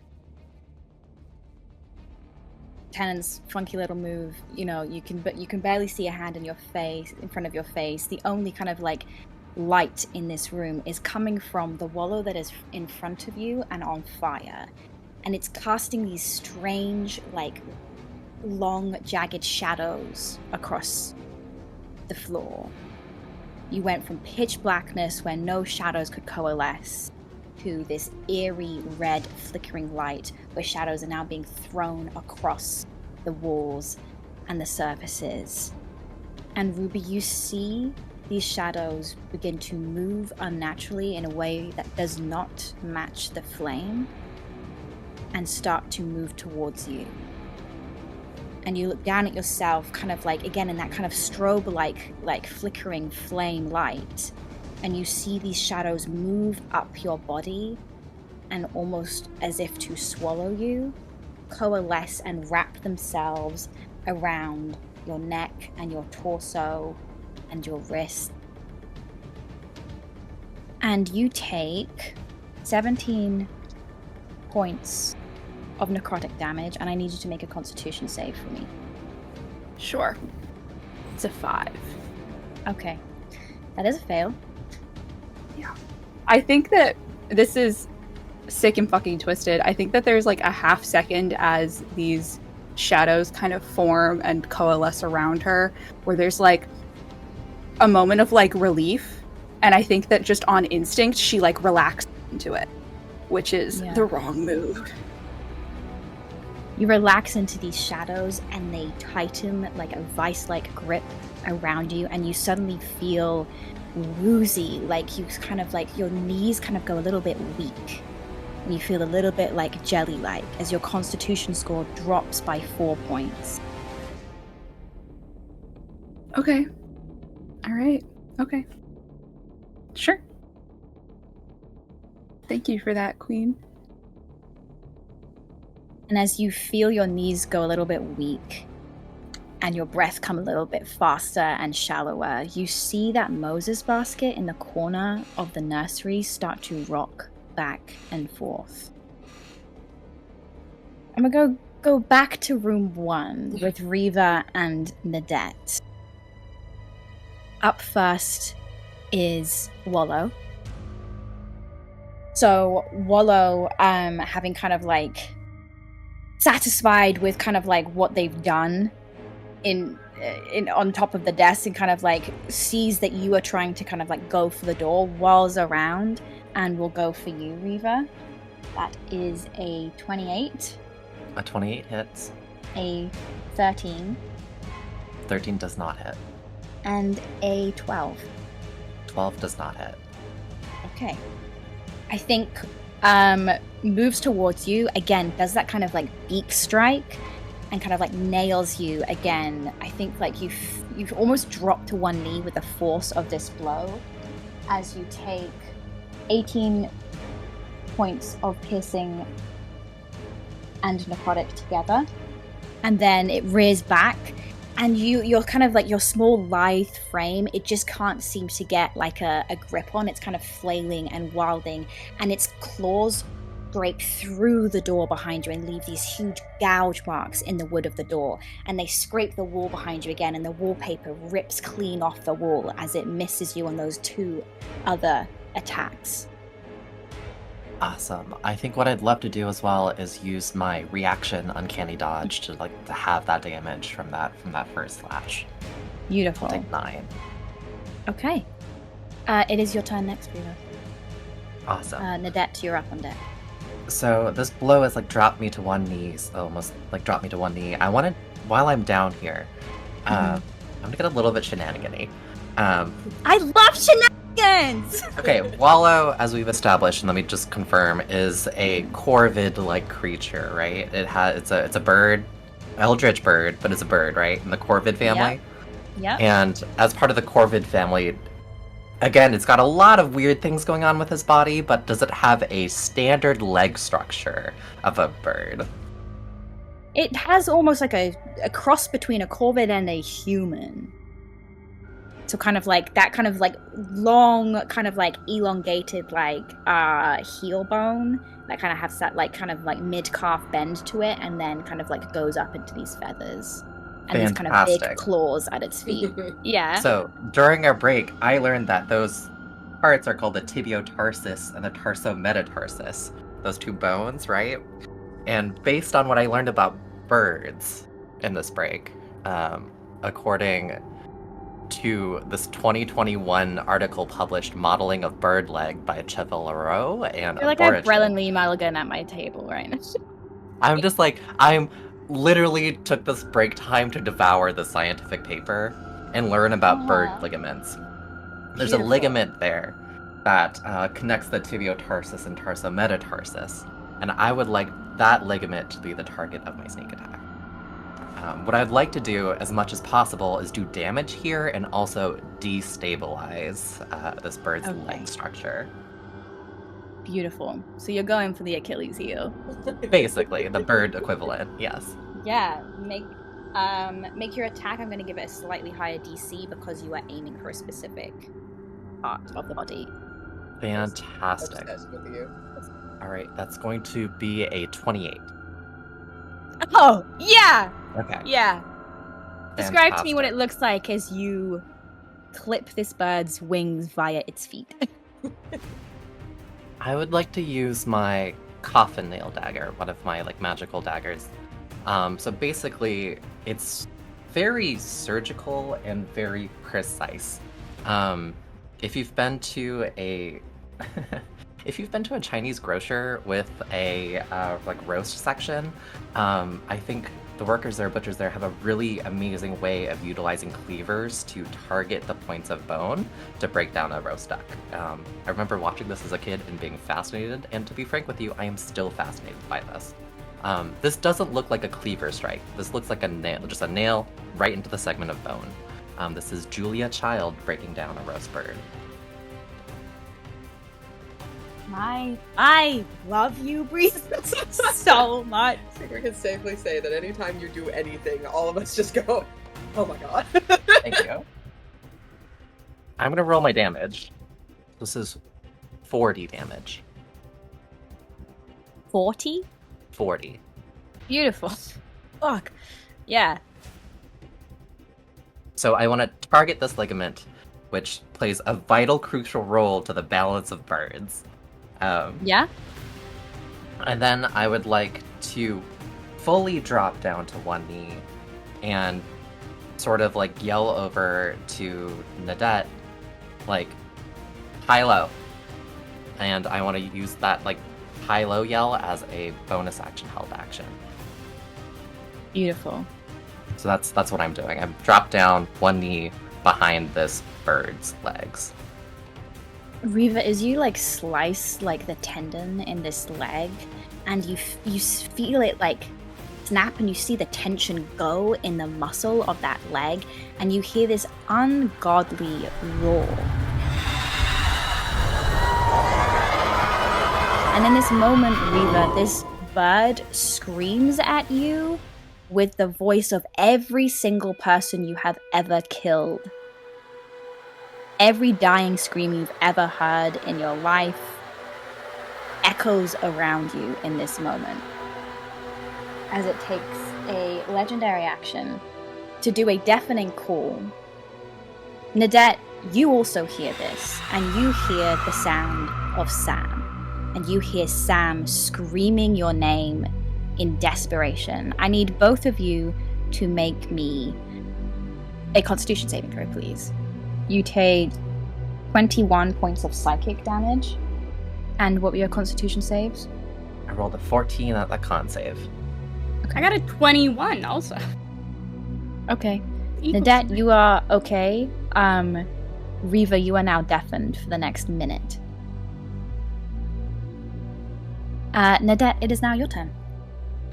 Amazing. Okay, so what I would like to do is first I'm gonna yell out in the direction of the phone. Reva and I are in our office. It's resistant to necrotic damage, so watch out for that. And then can I make a perception check around the room, looking for things that are strange or off? That's a 17 plus, I'm pretty sure I have a 4, but I'm double checking. Yes, plus 4 for 21. Thank God. Immediately, as you're looking around the room, something catches your eye, something gold and glinting. And it's not Wallow and the things spilling out of his mouth and tearing out of his eyes. It is a large, ornate, entirely golden mirror hanging in the corner of the room that looks eerily like the mirror you found down in the crypt, but is made of an entirely different material. Got it. Okay. Then, in that case, hearing my mother shout high-low, seeing that my mother is on the ground, and Wallow is in between me and that mirror, I'm going to use my movement to get into range, like, here-ish. And then I am going to make a shove attack and try to, since Wallow is destabilized and my mom is behind it, push Wallow into the mirror and, like, try and go, like, through the mirror, essentially. My stopping point isn't the mirror, it's past the mirror, as I just shove as my first attack. Okay. The chair is up, like, you know, in the first Lord of the Rings movie, when the hobbits go to, like, fight and they have the stool, that's what's going on here. So I just, like, shove my mom's chair at Wallow. Sure. And I have double advantage because I'm recklessly attacking and I have the help action. Okay. So is this contested strength, would we say? Yes, I believe so. Can you beat a nat 20, though, Jess? How does it feel? Especially, you know, just saying, that ligament that's connecting those two pieces is crucial. Very important. Crucial for balance. You to know, you should not be able to push this thing. This thing is 10 feet tall and has a strength modifier of, like, +8. But you rolled a nat 20 and Reva just cut its ankles. Yeah. So you fly at this thing like a bull trainer with a stool, and you shove it into its back, chest, whichever way it's facing, into the mirror. This mirror is kind of propped up against a corner of the wall, so it cannot go through the mirror. It certainly doesn't go through the glass, right? Okay. But you do knock this thing off of its stand, and it kind of does that kind of, like, that metallic, like, you know, as it, like, kind of, like, rattles around in that circular path, like a bin lid kind of, like, settling on the ground. It's that metallic ringing echoes out across the room. Perfect. Then with the remains of this chair, I would like to take a second attack while it's, I assume, prone on the ground. Would you say it's prone because it's laying down? He is immune to being prone. I mean, my mom did cut his important ligament. Right. And we did just tabletop him. Yeah. Right? This is a classic move. Fuck it. Yeah, okay, fine. Yeah, so then I'm just gonna whack it. I feel like the blast was so powerful that, like, the chair legs smashed off, so I'm just using the, like, seat of the chair, like, just, like, bam, into this thing's head sideways. As if in act, one could say. Maybe it is a chair leg, though. Bam! No, it's the seat. It's the wooden seat of I see. You're chopping this guy with the seat of the chair. Yeah. Have you ever been hit in the head with a frisbee? It's like that, but worse because my muscles are so big. That's a 16 to hit. That does not hit. Okay. But if he's prone, do you roll with advantage? Advantage, right? Yeah. Did you roll with advantage? No. Roll again. Okay. So that's a 23 to hit this time. That does hit. 16, 23 points. I rolled almost max damage on this thing. And the psychic attack goes through, and this time I would just like it to think, like, the psychic damage that comes as I just slam this down into its head is like, aren't birds supposed to fly? What are you doing just walking on the ground? Not even walking, you're laying on the ground. I thought you were supposed to fly. And just, like, slams it in, for my bonus action.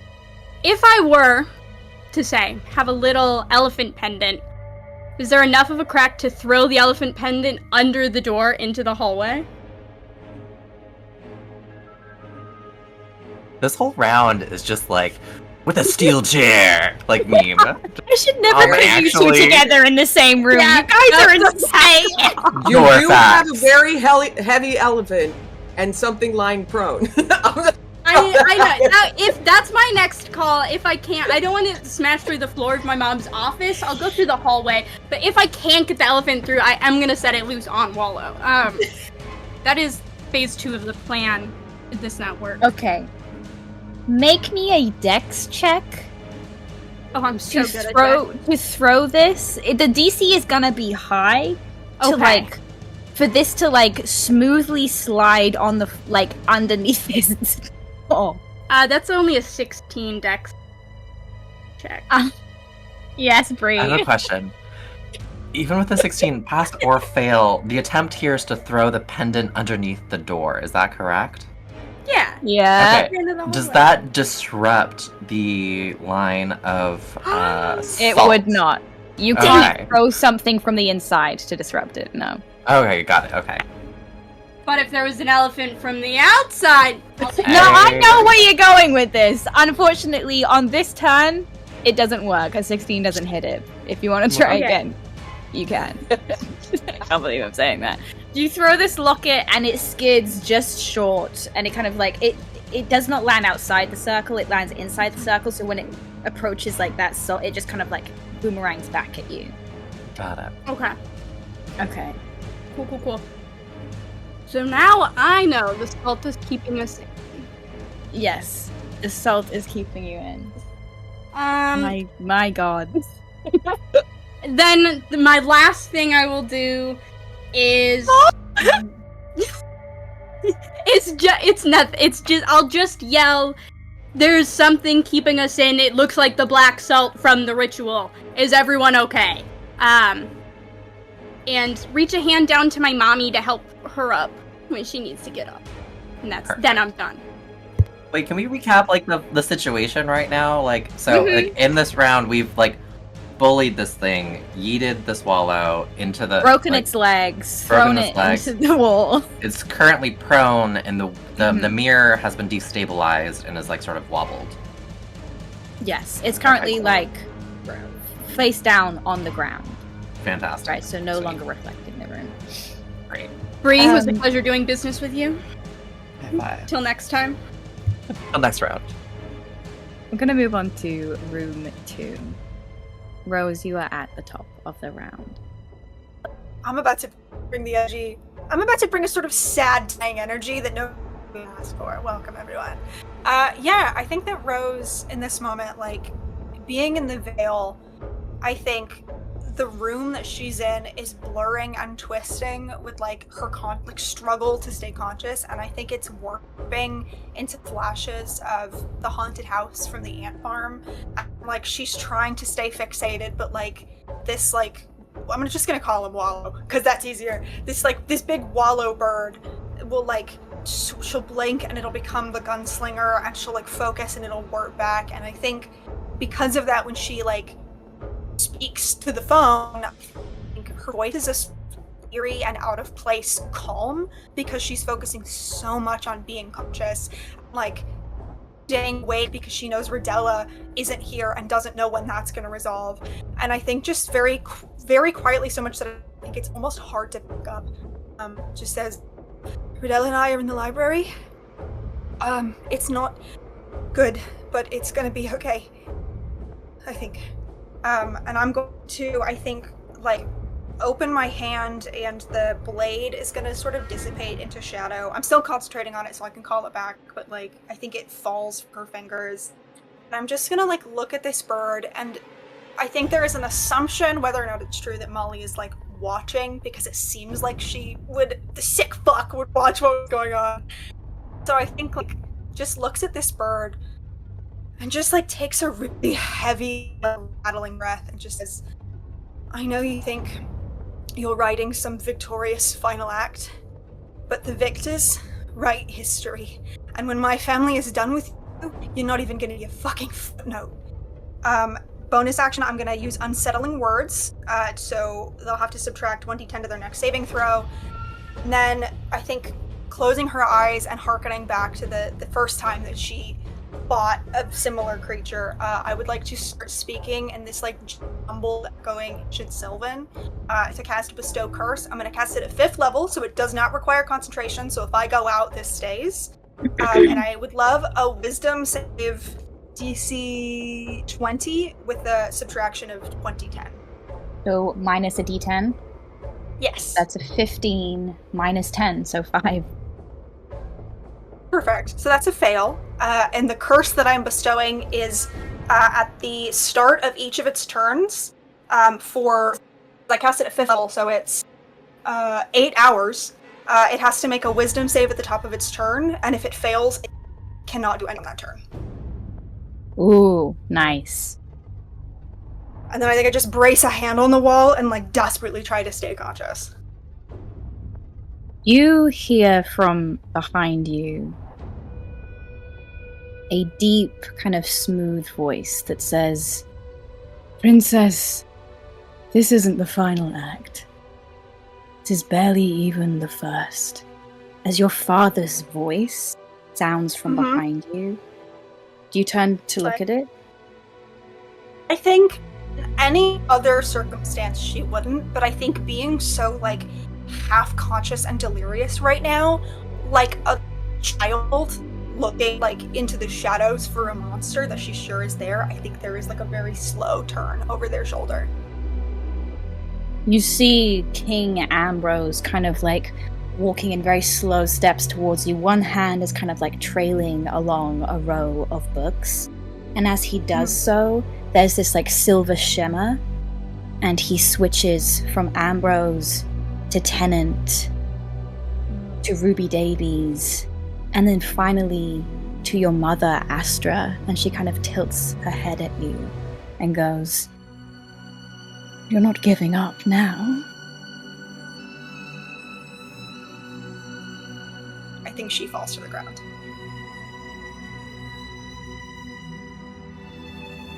Redella! That is your turn. I'm so sorry, I did not make a death saving throw. I have to do that. Right? Oh yeah, that's that is a failure. Okay. okay. Yeah, I think Redella's sitting there, unable to move, and unable to do anything, is going to kind of like pull from the pool of magic inside of her, and she's going to cleansing touch so she can get rid of the paralysis effect. Yep. As soon as she's able to like move and regain control, she turns and she like books it. And You also see this, Redella. This person walking along the bookshelves, switching from Ambrose to Tennant to Ruby Davies to a woman you don't quite recognize but has Rose's features and has skin of deep purple and shimmering starlight hair. I think at this moment, like, she clocks it, but her focus is solely on Rose, and so I think she drops down beside Rose, and she's going to channel divinity, turn the tide. So 8 points of healing for Rose.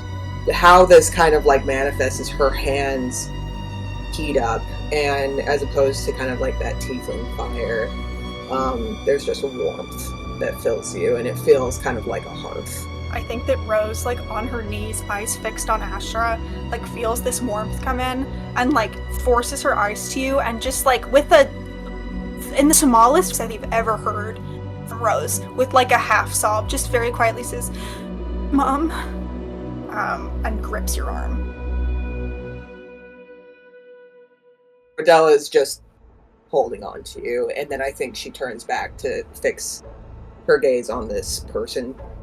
Could I make like some kind of like check to see if this is like an illusion or if this is like Molly? Yeah, make an Arcana check.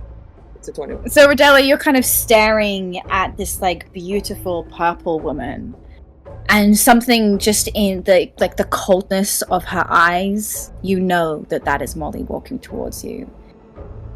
And what you see as she like kind of like pauses is one of her feet.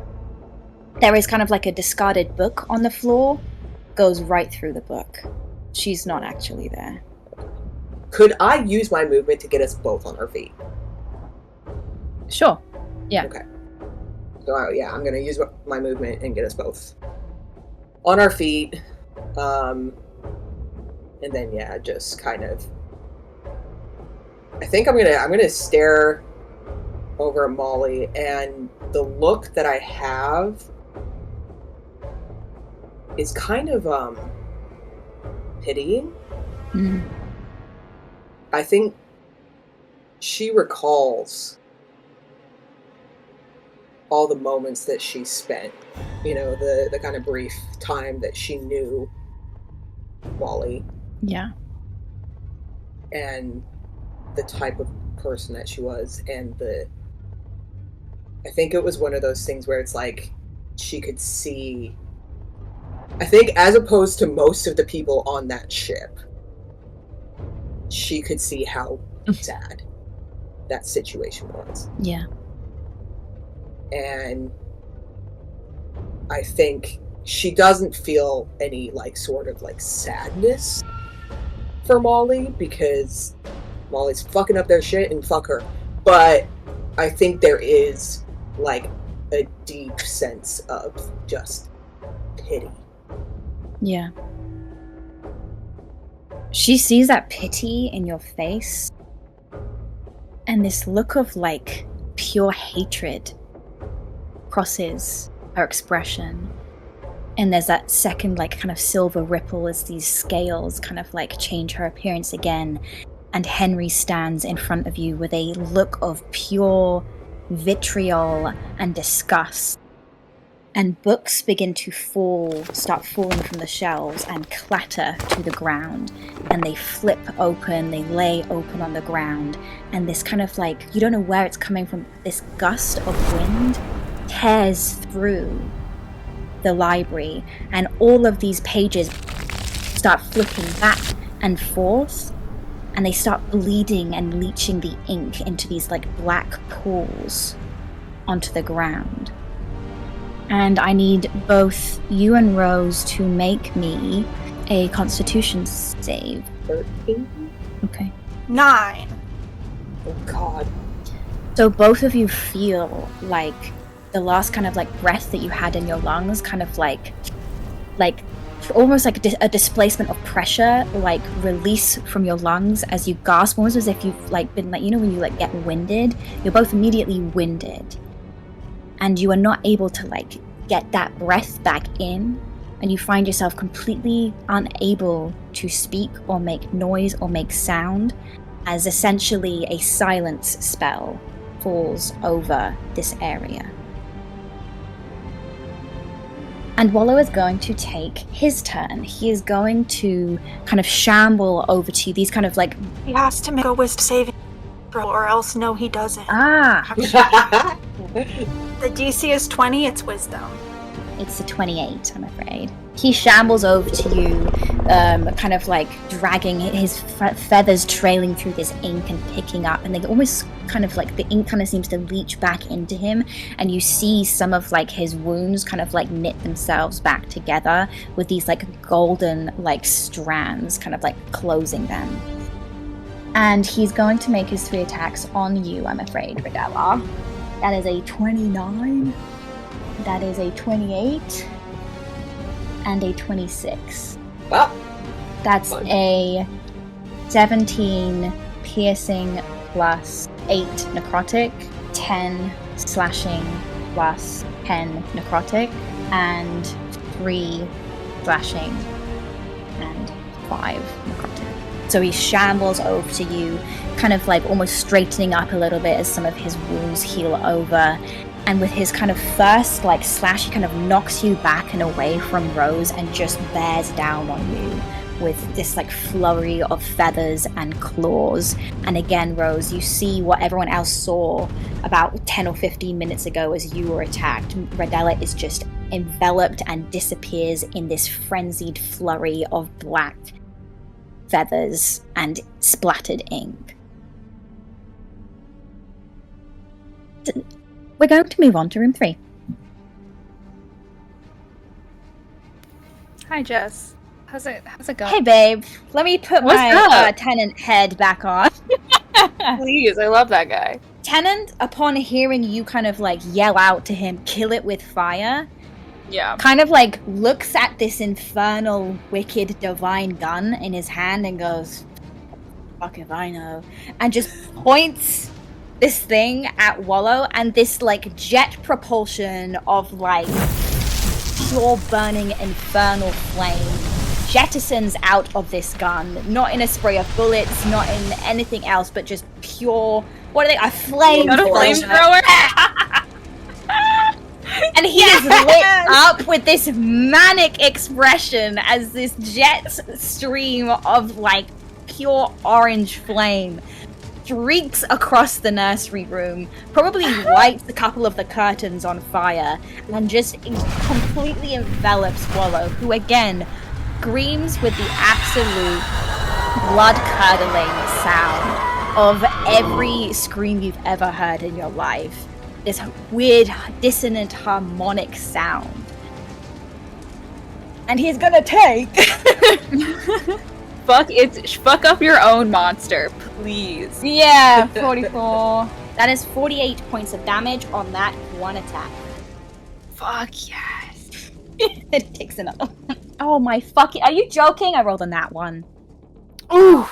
This insane man turns his gun into a flamethrower, sets this fucking monstrous bird on fire, and I think the pure, like, the heat of this gun then causes it, he like goes to fire it again, and you hear this like as it like jams up, and he goes, fuck! I don't think I've ever misfired as Tenant Crowcolt before. This is kind of crazy.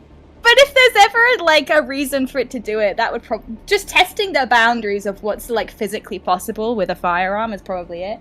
Oh my god, wait!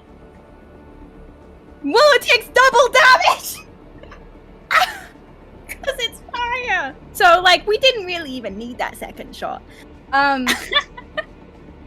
What you see as kind of like Tenant's kind of like busy going fuck and like trying to unjam his gun, which he can do without a bonus action because he's an insane person like that. Ruby, you see this like pyre alight, and this bird kind of like flings out its arms and it screams, and some of its feathers start dropping off in these spiraling like flame, like those little helicopter leaves that spiral from trees like that, and one of its wings kind of like turns to cinders and burns off entirely, and you hear a very strange dissonant like whistle, and some part of you don't know whether it's in the smoke or in the shadows, sees something kind of like pull from Wallow itself and fly towards the air, and you see Tenant's gun, the runes along the barrel light up as something is pulled into it. Oh. Like pulled from Wallow into the gun? Yes. Interesting. That's crazy. Yeah. And just as you're kind of like celebrating this victory, Wallow is not down yet, but fucking insanely. It looks like shit though, yeah. He looks terrible. As he kind of like continues to drop feathers and drop cinders and sparks. And that rocking Moses basket in the corner continues to rock, and you hear a high-pitched baby's wail coming from it. It's like this haunting, like, sad cry of a child when it is hungry and wants picking up and needs someone's attention. Wallow is going to take a legendary action at this point. Fuck. And All with right. this, like, with this piercing, like, scream that it makes as it kind of, like, is set on fire, you hear... Ruby, I think you would understand this as someone who is accustomed to nature and the calls of birds. You hear him call for reinforcements. And all of a sudden, these 3 shadowy crows appear in the space between you and Wallow, and they descend upon you. And they start tearing at your clothes, and like you've never been attacked by crows before. No, These are like, these are your allies, these are your friends. And they start whipping and whirling around you. Make me a Constitution saving throw, please. Okay. No, I lied. You just take it. Okay. 23 points of necrotic damage. Okay. I'm so sorry, you do make a con save. I lied again. Oh, okay. And You'll that take was half damage if you succeed on this. okay. And my con got lowered by 4. Was that for the ability score or the modifier? Like the big number or the little one? The big number. The big one. Okay, that's cool. Yeah. Cool. So I don't have a bonus to this anymore. That's fine. That's a 7. Okay. So you take 23 points of the necrotic damage. Ow. Okay. And you will also have to make a saving throw at the top of each of your next turns as those birds continue to attack you. And they're basically essentially making a life drain attack on you. These are spectral, like, ghostly, like, servants of Molly. And they are, like, sucking the life out of you. Okay. And now it's your turn. Now it's my turn. Okay. So I'm making... And this is at the top of my turn that I'm making this save? Oh, God, yeah. Sorry. Yeah. Sorry. You'll have You to think do it about again. that as... Okay. No, I don't need to. I just feel bad for you. Okay. No, it's okay. And this is another Constitution save, right? Yeah. Okay. That's a 19. Don't forget bless. And I'm blessed. So, 21. Okay. So you save. You will Okay. need to save 3 times for these things to like To- stop attacking you, but you don't. Okay. You take your damage on this turn, and that's fine. Okay. Yeah. So what do you do? The immediate problem right now is that this is just a bad day because all the things that are normally like, yes, my ally is now attacking me. Oh, the shadows, they're attacking me. The birds, they're attacking me. This fucking sucks.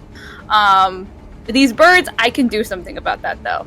I am going to, I think she just has like a moment of panic because like you said, like she's never been in this situation before. I'm gonna cast Thunderwave. So every creature in a 15-foot cube originating from me has to make a Constitution saving throw. Because I don't like them. And they will take can I some just check? damage whether or not. Yeah, go will for it. Will it damage incorporeal thing? Probably not. Oh, these are ghost birds? Yeah, those What I shadowy know. birds that have been plaguing you for the last little while. That's so true. Okay. Yeah. Well, And you in I'll that give you case- this because you recognize them. They've been pissing you off the last year. I appreciate that. Thank you. Then in that case, fuck this. I will shoot a bird then instead with my magic bow that hits things that are incorporeal. So for the first one, that's going to be a 22 to hit. Yep. I roll bad damage, but that's going to be 10 points of damage to one. Am I attacking these individually or can I get more? Like, what's... You would have to attack them individually. Okay. You have to, but I will remind you, your bow will just dispel them if you hit. You don't need to worry about damage. Oh my god, it will. Okay, yeah, then one of them, got it. The next one, that's 17 to hit. Yep. Okay, got him. So I hit 2 of them. That's my action. I would love to go over and use my movement to get over to this fucking creepy rocking bassinet. Hello? What's in there? I'm looking in it. Can you make me a quick perception check before you do that? Sure. That is a 19. So you fire off these arrows, and Yeah. again, this like you're actually getting like pretty warm now from like the heat coming off of Wallow, who is still burning, and you see like something move on the wall, and it's like this like chink of like golden light that's like dancing on the wall, and you follow where it might be coming from, and you too see a golden mirror set up on a stand reflecting back in this room. And what you see reflected in the mirror as these birds attack you and you pull and you dispel them one by one, they are not birds in the mirror. Just as Henry was a man in the mirror, you are surrounded by these drowned looking sailors who are kind of like rotting and falling apart as they like swing at you and claw at you. Ooh. But you dispel 2 of them, and so one is kind of like dancing around you, kind of like a little bit like, oh fuck you fucking friend. Yeah. Yeah, do you go over to that bassinet? Yeah, I would love to. It is empty. Well, alright. It stops rocking as soon as you walk over to it. Okay. Cool. Got this big fucking mirror, and I've still got a bonus action and movement. What are we doing here? Okay, I might not be able to do much else. What I can do is I'm going to use another spell slot to re-up my Hunter's Mark back on Wallow. And I think that's going to be it for this turn, because it's a lot of information, and I don't think Ruby knows what to do with all of it yet. Okay. It is now Wallow's turn, who is going to make a staggered... he's going to move away from you, which I believe gives you an opportunity attack. I sure would like to take one. That is going to be a dirty 20 to hit. Yep. Oh, I rolled so good. That's 10, 15, 20 points of damage. As you loose Did I get arrow, there is a flash of golden light. Oh. And you look down, and there is an arrow lodged in your breastbone. As where you were about to strike, Wallow uses his equivalent of a legendary resistance, and there is a gleam of gold that covers his feathers, and he reflects whatever attack you were about to land on him, and it goes back instead on yourself, and you stagger back with the force of your own arrow sinking into you. I am in the veil. I'm in the hole for 9 points. Okay. And he moves past you, and he stumbles over to Tennant, who's going, "What the fuck?" and just starts wailing on him. That's in that one. Oh my god. Okay. Slay. Nat 1 and a nat 20 in the same set of attacks. So I think what happens is he ambles over to Tennant, and Tennant sees what he does to you and looks at him with a gaze that is so fucking dangerous that his first attack just altogether, he just pulls it back and just is like, oh, maybe go for something else. And kind of just, I think he's gonna make a beak attack, and is like, I don't want my face to get anywhere near this feral motherfucker, and just pulls back and just with his reach, just goes at him with the claw. So that was gonna be max damage on the first claw attack, which is 41. So it's 41, and then 11, which is 52, and then 8. Which is an even 60 points of damage for Tennant. And then we're gonna have a lair action. So Wallow is over here fucking Tennant up. God. And both Tennant and Ruby, you feel the ground begin to shake and vibrate, and just as they did before, Ruby, the walls begin to rattle, and dust kind of starts like falling from the ceiling. And then suddenly, the ceiling caves in as this torrent of earth and mud sinks through the ceiling and falls in a 20-foot cube on top of you. You take 20 points of bludgeoning damage, and you are pushed 10 feet in a direction of Wallow's choice, which is just going to be 10 feet back into these kind of storage boxes over here, as far away from him as possible. And that 20-foot cube in front of you is now difficult terrain. And that, I believe, is the end of that room.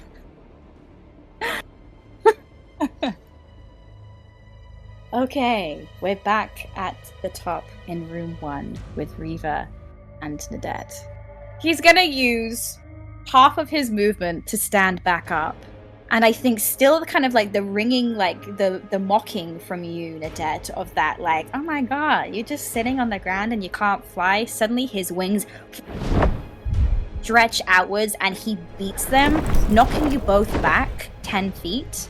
And he flies, uses fly speed over to you, Nadette, and just makes his 3 attacks on you at, like, from the air. I'd say 12. Miss. A 28. Hit and uncanny dodge it. And a nat 1.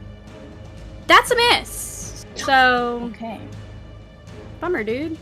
So he just gets you with that 1 claw attack, which is going to be 12 points of slashing damage. And Halved 6 with uncanny points. dodge to 6. Okay, Halved and again to 3. There you go. Perfect. Is that it? Just slashing? Oh, it was the 6 points of necrotic as well. And 6. Okay, I didn't hear that. Perfect. I Yeah. am not in the veil yet, baby. Okay. I think he's kind of like disorientated and still in pain from that like injury you inflicted on him, Reva.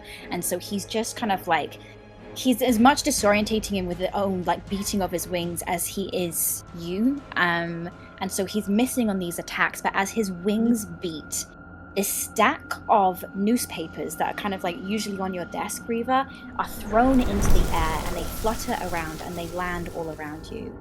And Reva, you see on these newspapers eulogies for each of your family members. Jeez. And the headline on the front of this newspaper reads, "Tragic failure. Crime boss fails to prevent murder of entire family."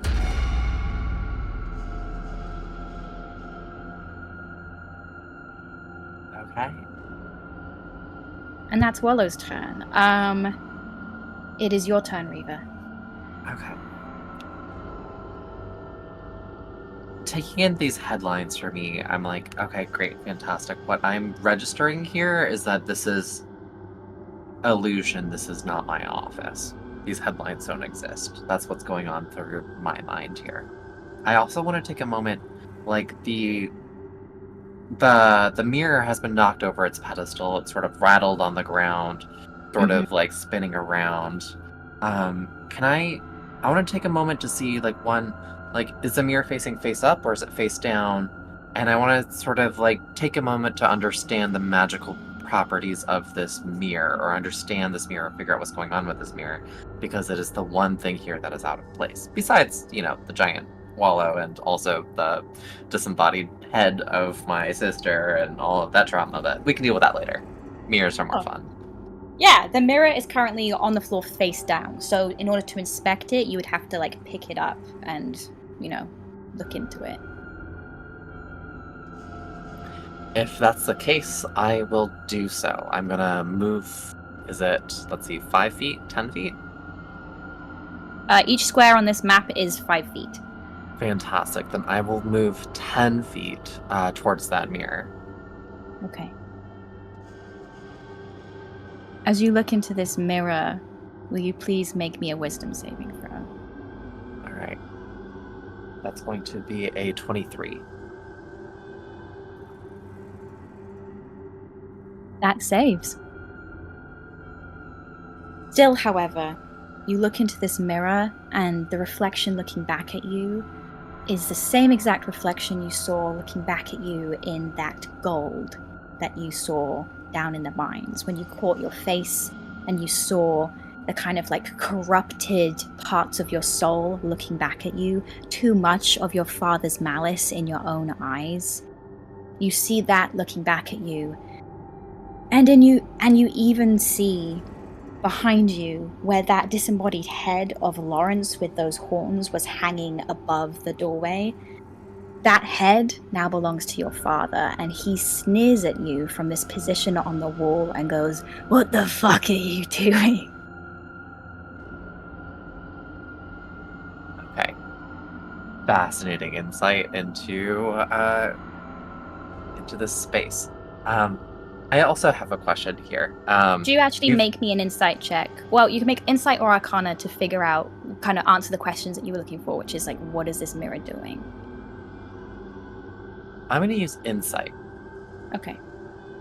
22 for insight due to my Great. reliable talent.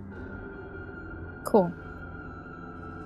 You get the impression that this mirror, again, because of the way it's like reflecting back at you, that sinister image of you, the pull you felt on your psyche that you managed to just push past, this is hauntingly similar to how that mirror downstairs felt. That mirror you found in the mines, that mirror that Molly was using in which to trap Bernadette, that you suspect that she used to trap the souls of all of those people in order to create Wallow. This is very similar, but it is made of an entirely different, notably indestructible to your knowledge, material. Got it. Indestructible, same properties. You've described Wallow as having an eldritch number of eyeballs. Yeah! Right.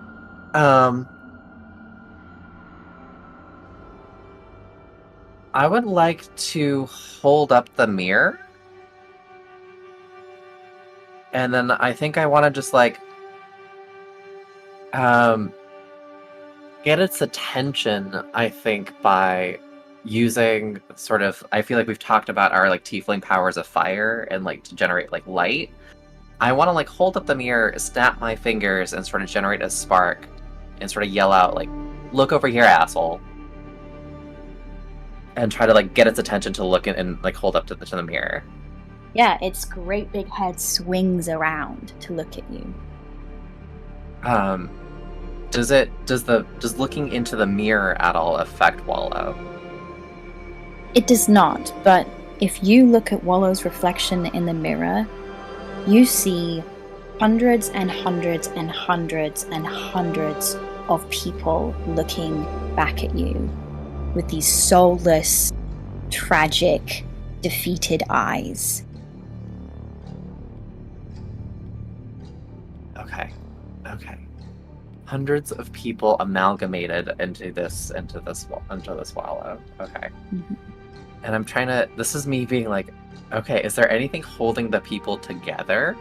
Like, is it magical in nature? Is there some magical effect or something that's stitching these souls together? Some type of magical glue, or like, sorry to get all into this, but I'm like, is there? I wanna know. Okay, so how are you trying to figure that out? I think looking through the mirror into this reflection of Wallow, what I want to figure out, like seeing between these souls, is like, I don't want to look at the souls themselves. I want to look into the space in between. So I will get you the pieces of information that start stacking up for you. Okay.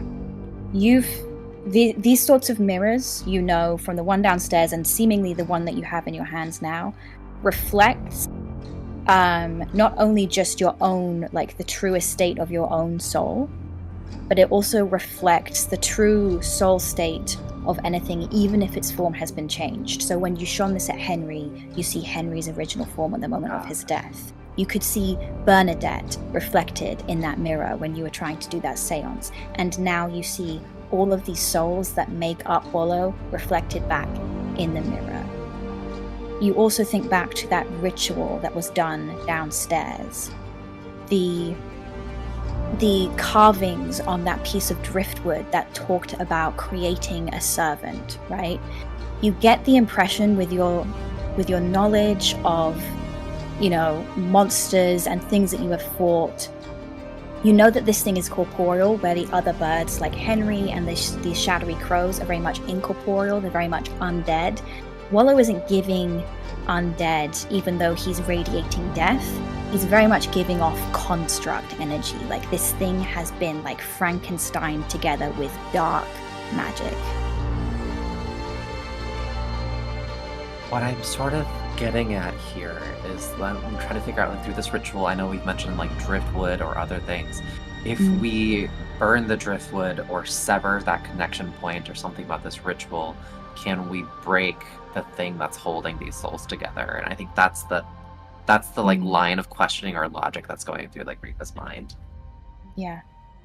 I guess that said, with its attention drawn forward, and with, I think, Nadette close by, I think I'm just gonna go in there and try to just, like, stab it. Yeah. At this point. Nice You and know, easy. Holding up the mirror, getting up there, I will do my damage with that sneak attack bonus because of proximity. Mhm. 29 to hit. That hits. That's gonna be 32 damage. How is this thing looking? It's like, It's not looking great, but especially like that injury you kind of like left it on its leg. It's kind of like, definitely like using its flight to keep itself in the air. But the longer it's in the air, you do see again that golden stitching start to close up some of these wounds as some parts of it start to regenerate. And you even see it's taking a long time, but you see that golden knitting start to try and stitch together that injury on its leg. got it. Okay, fantastic. Then I think as my bonus action, I'm gonna throw that bonus action help over, and I'm gonna yell out like, "We need to keep this occupied and get out of here." Got it. And that's gonna be my bonus action, and movement. Again, you hear this like gruff voice behind you that says, "You don't even have a fucking pirate crew to look after, and you can't even save this lot. What the fuck are you doing?" I just yell back, "You're a shitty dad." Sorry. You're a shitty father. Facts, yeah. Nadette, you're up next. Amazing. So, my mom says, keep it distracted and we need to get out of here. So my first thing I would like to do is examine this line of salt and see if it goes all the way around the room, and if by chance, how far it is away. Is it like right up against the door? Are there a couple of inches I could work with? And I don't suppose the beating of the wings moved any of it, because that's a lot of wind, right? It did not. Okay, But- it was worth the shot, Okay. No, it's okay. I will say you can use your perception to like examine half of the room. You're kind of like right bang in the middle of the room here, so you can use your perception yeah. to do half of the room, and you'd have to That's use fine. your movement to kind of inspect the rest of it. So I don't know if you could get around the whole 5, 10, 15, 20, 25, 30, 35. That's It would take you like Yeah. 40 feet of movement to do half of the room. That's fine. I will just then inspect what I can see. Okay, from what you can see, this salt is like fixed like right up against like as far up against the seam of the wall and the bottom like half of the door as possible, so it's like so Okay. there's very little room for like anything to kind of like try and blow it inwards from the other side. Got it. Okay. That being the case, I destroyed my mom's chair, so I need a new weapon. So while I'm there, can I pull Lawrence's horns off the door, top of the Yeah. door frame? Yeah, you can. Perfect. I They're will coming say down- you will have to get over to the door, which means you leave Wallow's area of like bonus melee action areas and disengage. slay.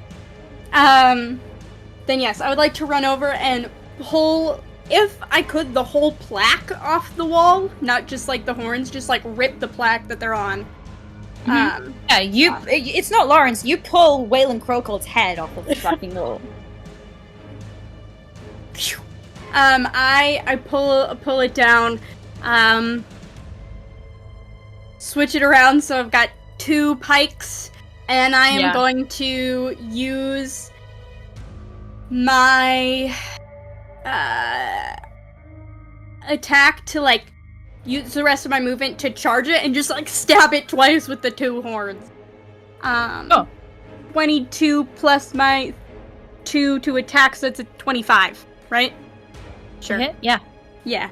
17 plus 2 is 19, plus 1 is 20, plus 3 is 22 points of damage. With my first attack, which is halved to 11. Yep. And then I'm gonna I stab the plaque into Wallow's chest, and I'm gonna rip it out and just stab again. Okay, that is a 16, 19 to hit. That hits. Oh, I forgot my blessing again. That's fine. And so that is 9 points of piercing damage to it. Half to 4.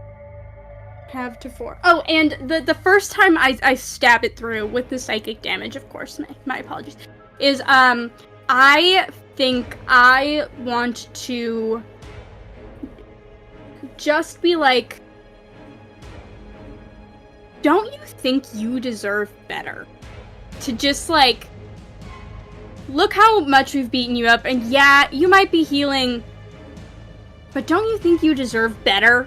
And just this kind of, like, self-doubt is what I'm trying to psychically hurt this amalgamation of a bunch of souls with. I think it's a big bird, but, you know, that's what I'm hitting in with. And then just call out to in the direction of the phone, like, it's healing, same gold stuff, try and find a way out if you can. Love you! And, that's my turn. So, Nadette, as soon as you, like, throw these horns into its chest, you withdraw it, and Waylon's head is gone. They're just regular Lawrence's horns again. And you send this psychic message kind of, like, piercing into his mind.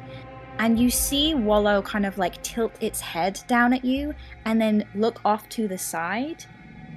Do you follow his gaze at all? Sure. Molly, as herself, is kind of leant against one of Reva's bookshelves with a Tupperware in her hand, eating a muffin that you know to be... that bitch. That mother... And she looks at you, this crumbling muffin in her hand, and she goes, "Don't you think you deserve better, Nadette?" I think time slows a little bit in this moment. I think Nadette kind of, like, you know, got walloped. I was just gonna, like, take some blood from, like, a cut and, like, put it on, like, lipstick. And then is going to, look at Molly and go, "Aren't you tired of only having people around you who are condemned to be so? Don't you want what we have here?" And I'm just gonna, like, kind of blindly reach back to, like, try and hold my mom's hand. And just kind of look at her with, I think, a mix of, like, is trying to hide the rage of, like, where the fuck did you get that muffin? But is also, like, you suck so bad and nobody likes you, and I'm so sorry because everybody likes me. I can't imagine what that's like. Like, that's the face that's going on while I reach back to hold my mom's hand. Blood, lips, yeah. She looks at you with this, like, pure disdain and looks at you, Reva, and goes, "I don't think I could want anything less." And she throws the Tupperware on Reva's broken desk, and, like, a couple of other muffins fall out, and something else falls out. It's a single digit, a single finger, with a ring on it. Nadette, did you ever get Sam an engagement ring? Yeah, but I haven't given it to her yet. That's the ring that's on her finger.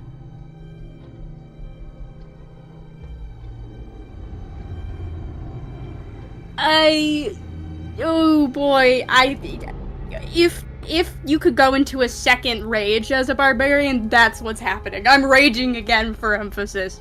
I think it's just like a guttural, like, deep in my core scream. Not all unlike the other sounds that the Wallows have been making of souls, but that's all me, baby. Yeah. And Molly just shrugs and she kind of, like, walks into a bookcase and just disappears. Mm-hmm. I think in response to your scream, I just want to, like, squeeze back, like, none of this is real.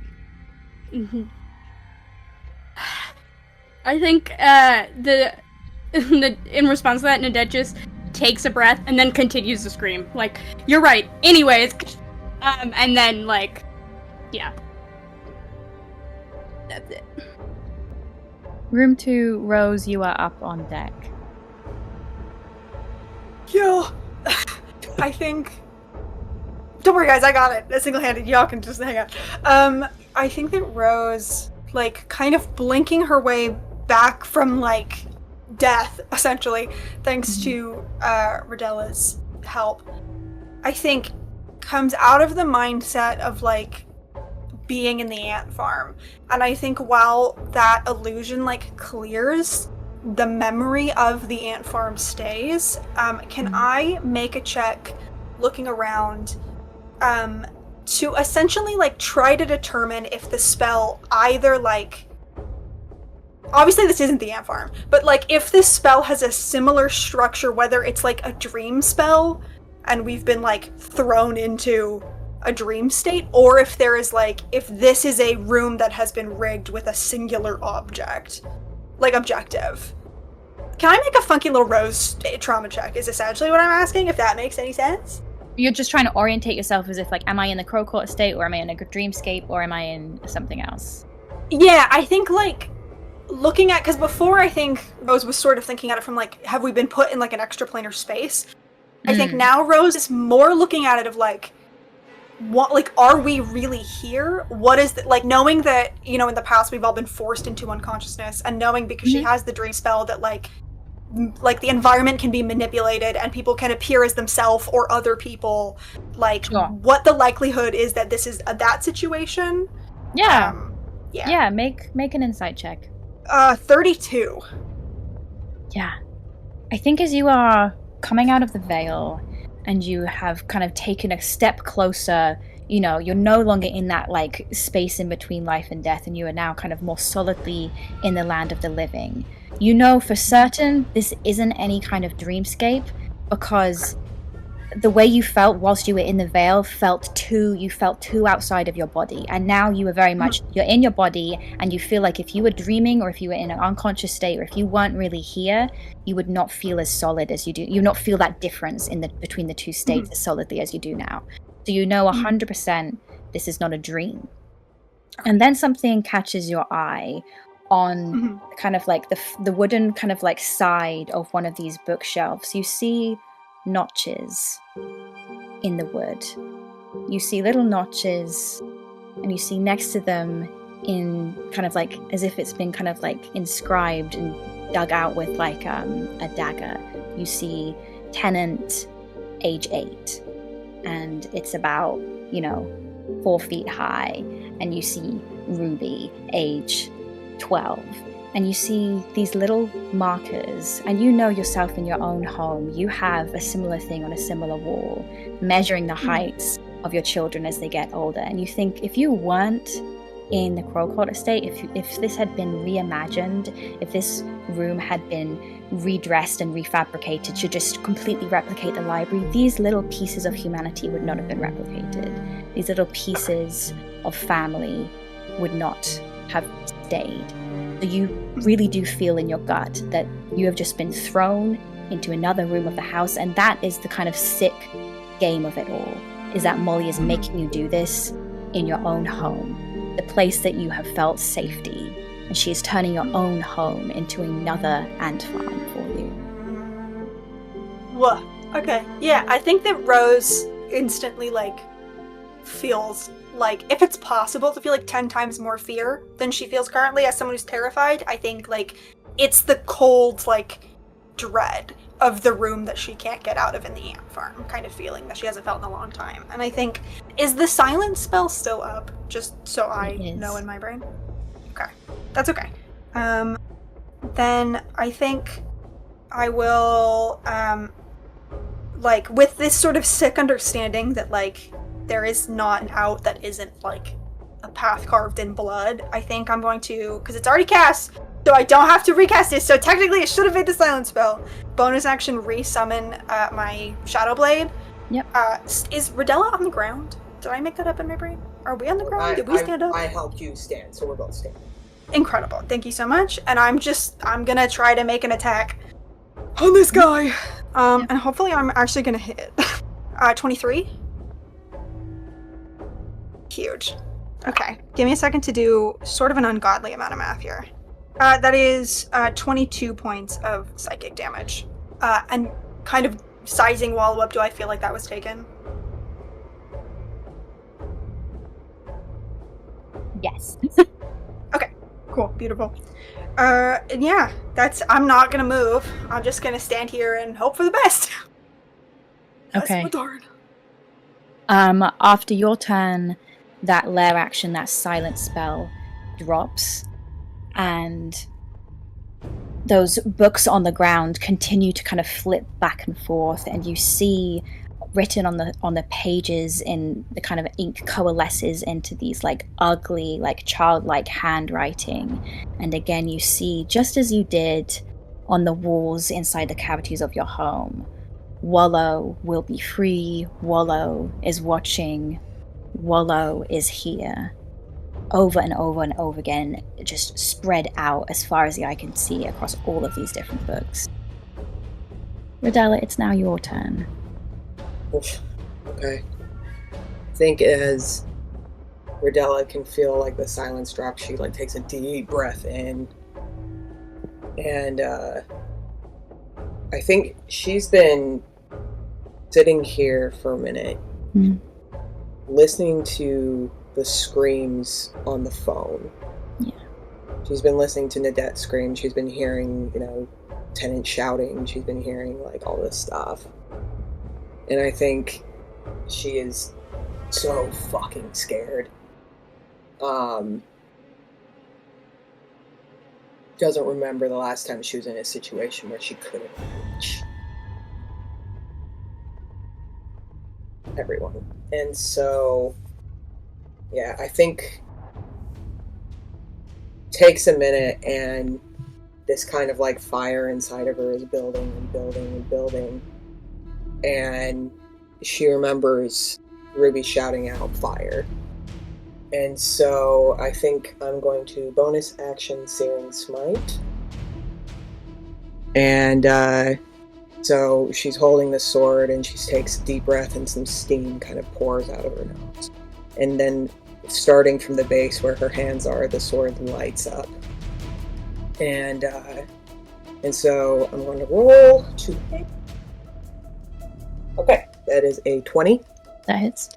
13 for that, and then adding the Searing Smite, that is 11, so that's 24. 24 points of damage. Yeah. Rodella, you are not tiefling or fiend in physicality, but in family, in spirit, you have never been anything other than a Crowcolt. You were born with a fire inside you that is as strong and is as fed by equal parts love and hate and revenge as any other tiefling in this family.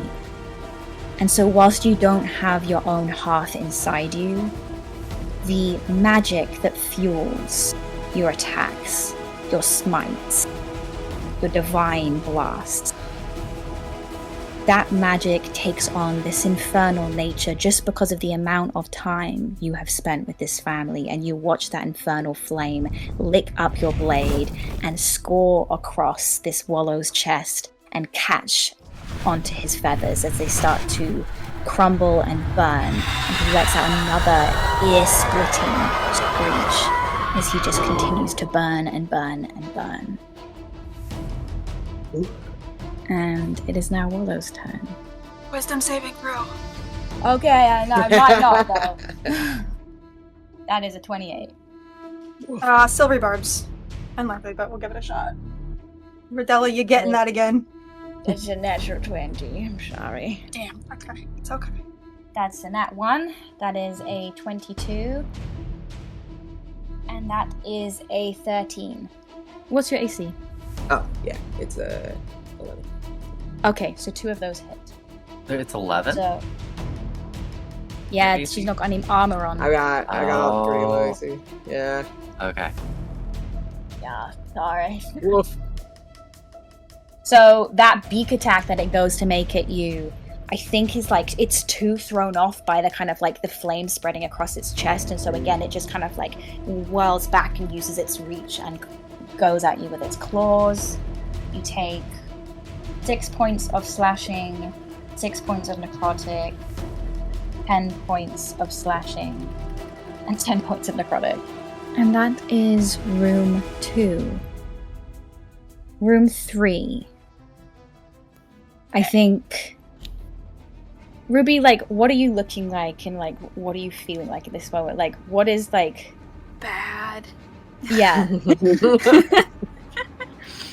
Just so bad. I don't think that, like, Ruby has, I don't think, been bloodied in a fight in this entire campaign before, because she just kind of picks her little perch and just fires arrows one after another, and, like, most of her survival techniques and the fact that she feels so invincible is because she usually is so far away from the action. So I think it's very startling and very jarring, and for the first time in a really long time, like, she's in this, like, high stress moment of violence, and she doesn't feel, like, safe and untouchable the way that she normally does. So yeah, just bad. Like, she is covered from, like, dust and dirt from all this rubble falling on her. She is, like, bleeding from multiple different spots on her body.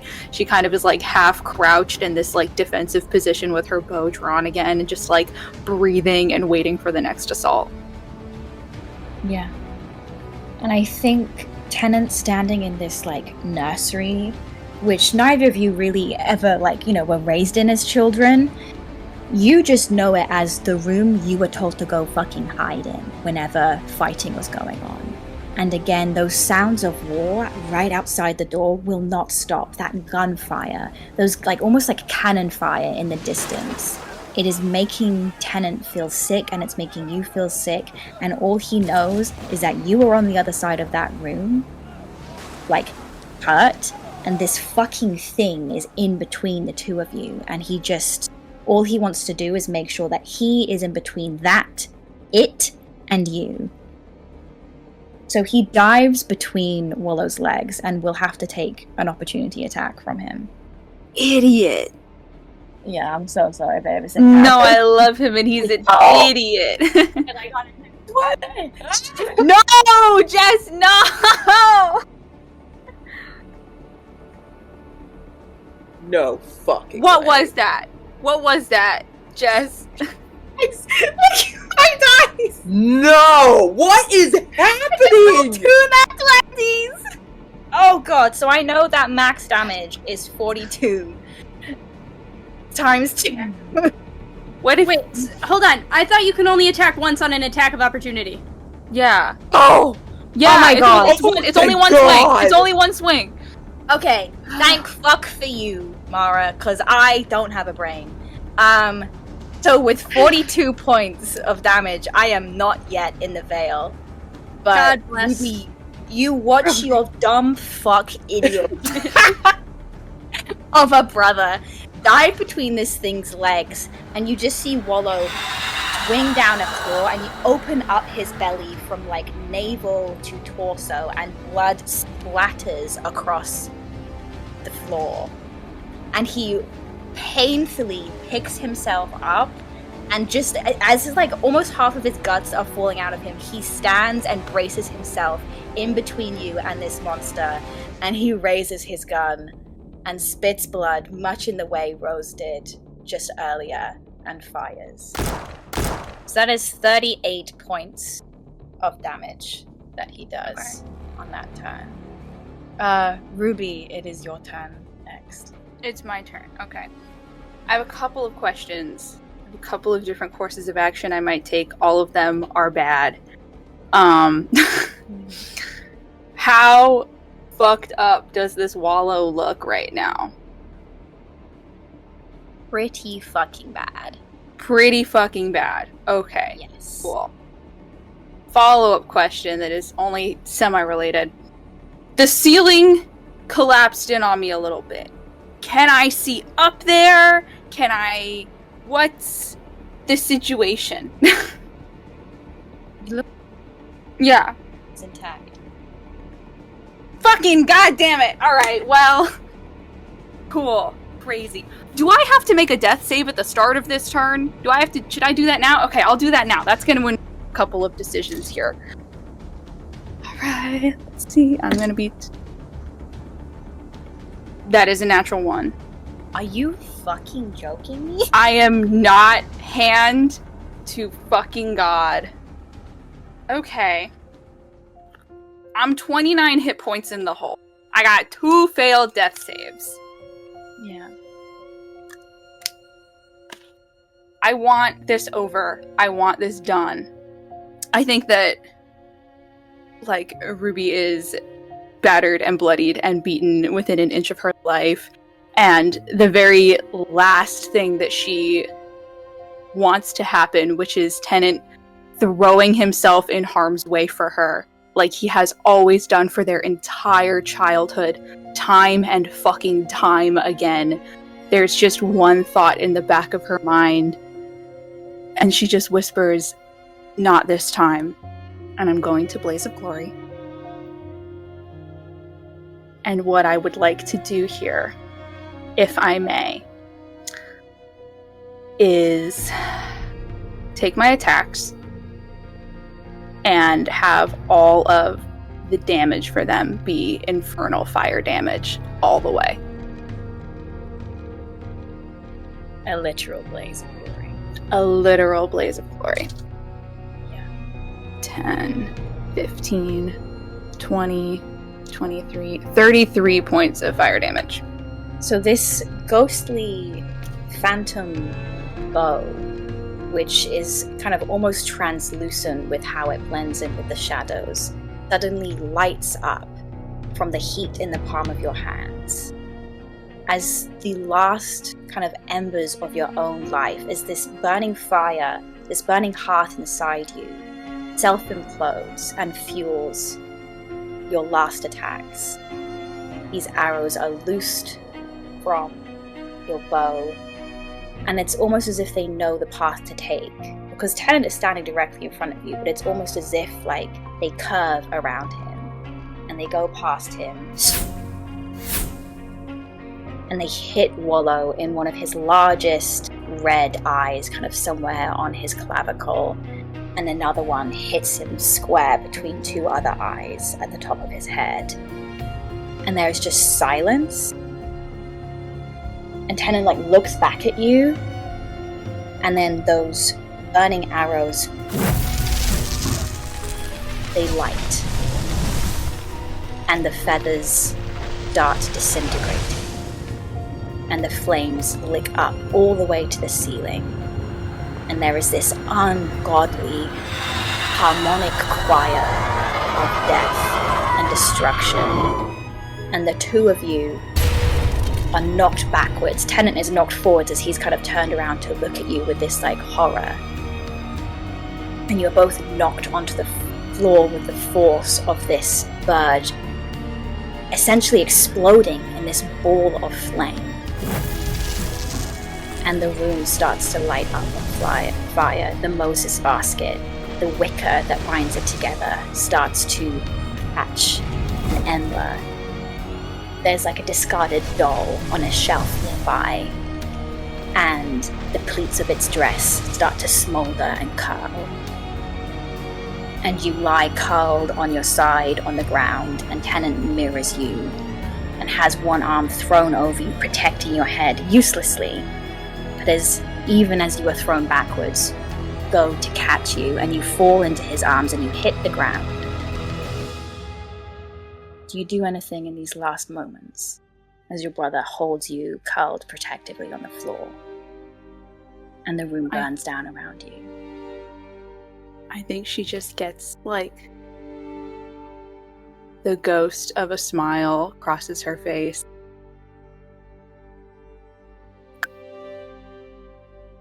And then her head kind of tips back and she...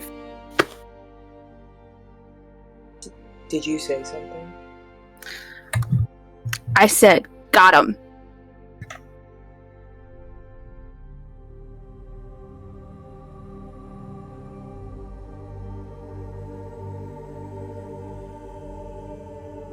Does purgatory look like for you? That liminal space between life and death. Where do you go?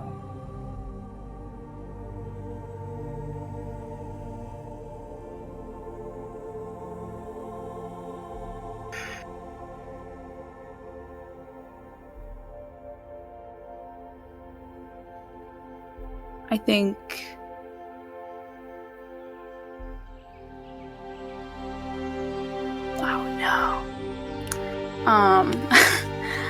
I think that she finds herself, like, perched on the branch that serves as Rodney's makeshift headstone. Because flying, that's heaven. And falling, that's hell. So it's just her, sat with her feet dangling off of the edge, knowing that if she just leans forward half an inch, that one or the other will happen. And it's that sort of moment of anticipation and fear when they're wrestling it out, fighting it out inside her, before she finds out which is going to happen today.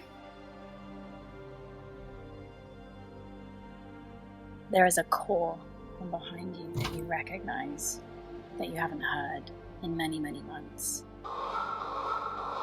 As Rodney whoops through the air and lands on your knee. And he's looking at a point just past your shoulder, and you hear a snap and a rustle of twigs as footsteps walk towards you. Do you turn around? Yeah.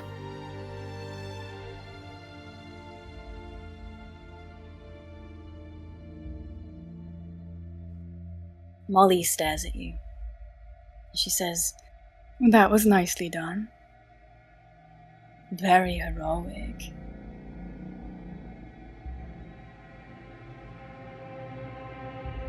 Is there a point to this?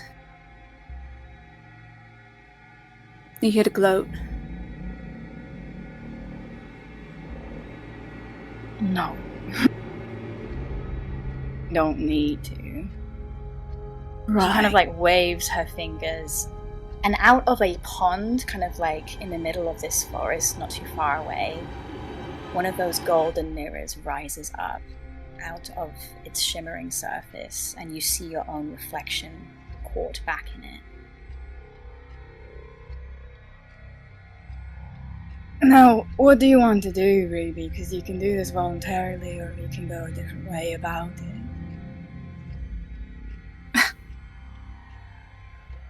What, you think I'm gonna willingly step into your fucked up cursed magic mirror? I've seen what happens to the people who do.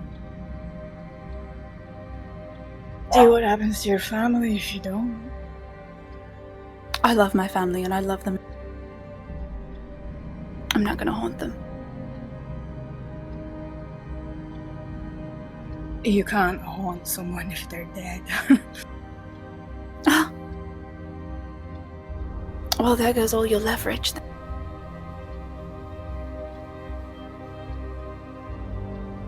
And I think in this moment she gets like, kind of like a weird, it's a look that I don't think people see on face. Like her face is unaccustomed to pinching in this expression of like, not full compassion, but pity.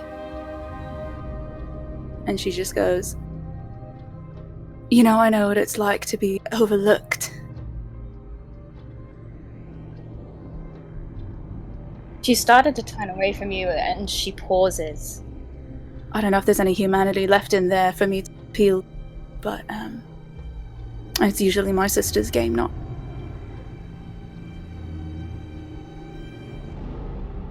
What's the point in all this? Is it gonna bring your people back?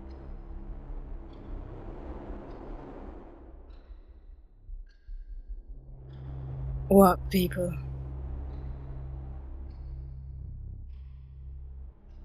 Your daughter. Oh, Lawrence! She's a little bitch. No, Ruby, you see, there are just some people who just don't much give a fuck about family, and, you know, she kind of watched me drown, so who am I to really give a shit about taking her back? I'm not really a big fan of the man who kind of stole her soul away from me. I do have a bone to pick with him, but it's alright then. I'm working on something. No, there are other things at play here.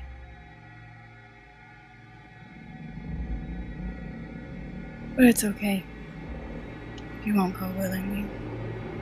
And she continues, she turns the rest of the way, and she raises a hand, and you feel some little threads start to pull on areas of your body that you weren't quite aware of before. Anchored little bits of your soul kind of being knitted and stitched and pulled apart, a little bit like when you've done crocheting and you miss a stitch and then you go back and you rethread it again. You feel parts of yourself start to come undone. And then you hear, "Wait!"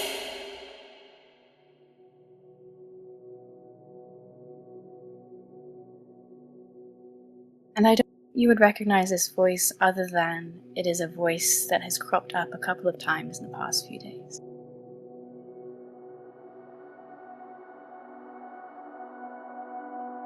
And Bernadette says, Don't do this.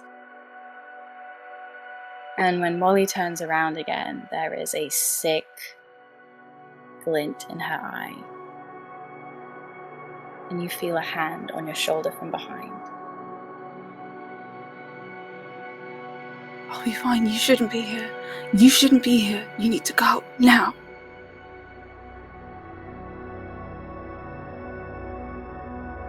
Crowcolt pushes a piece of hair behind your ear.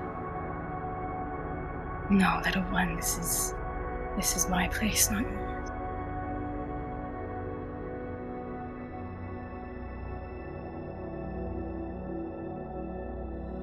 It's me you want, right? That's what this whole thing is about.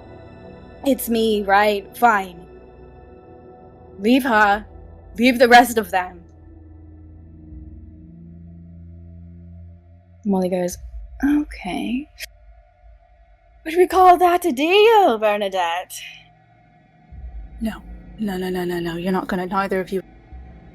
With my fucking soul. Absolutely not. No deal.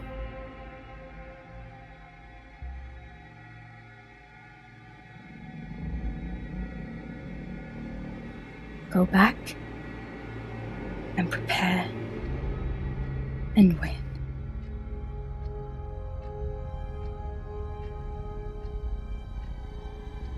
Do you want me to tell her anything? She knows.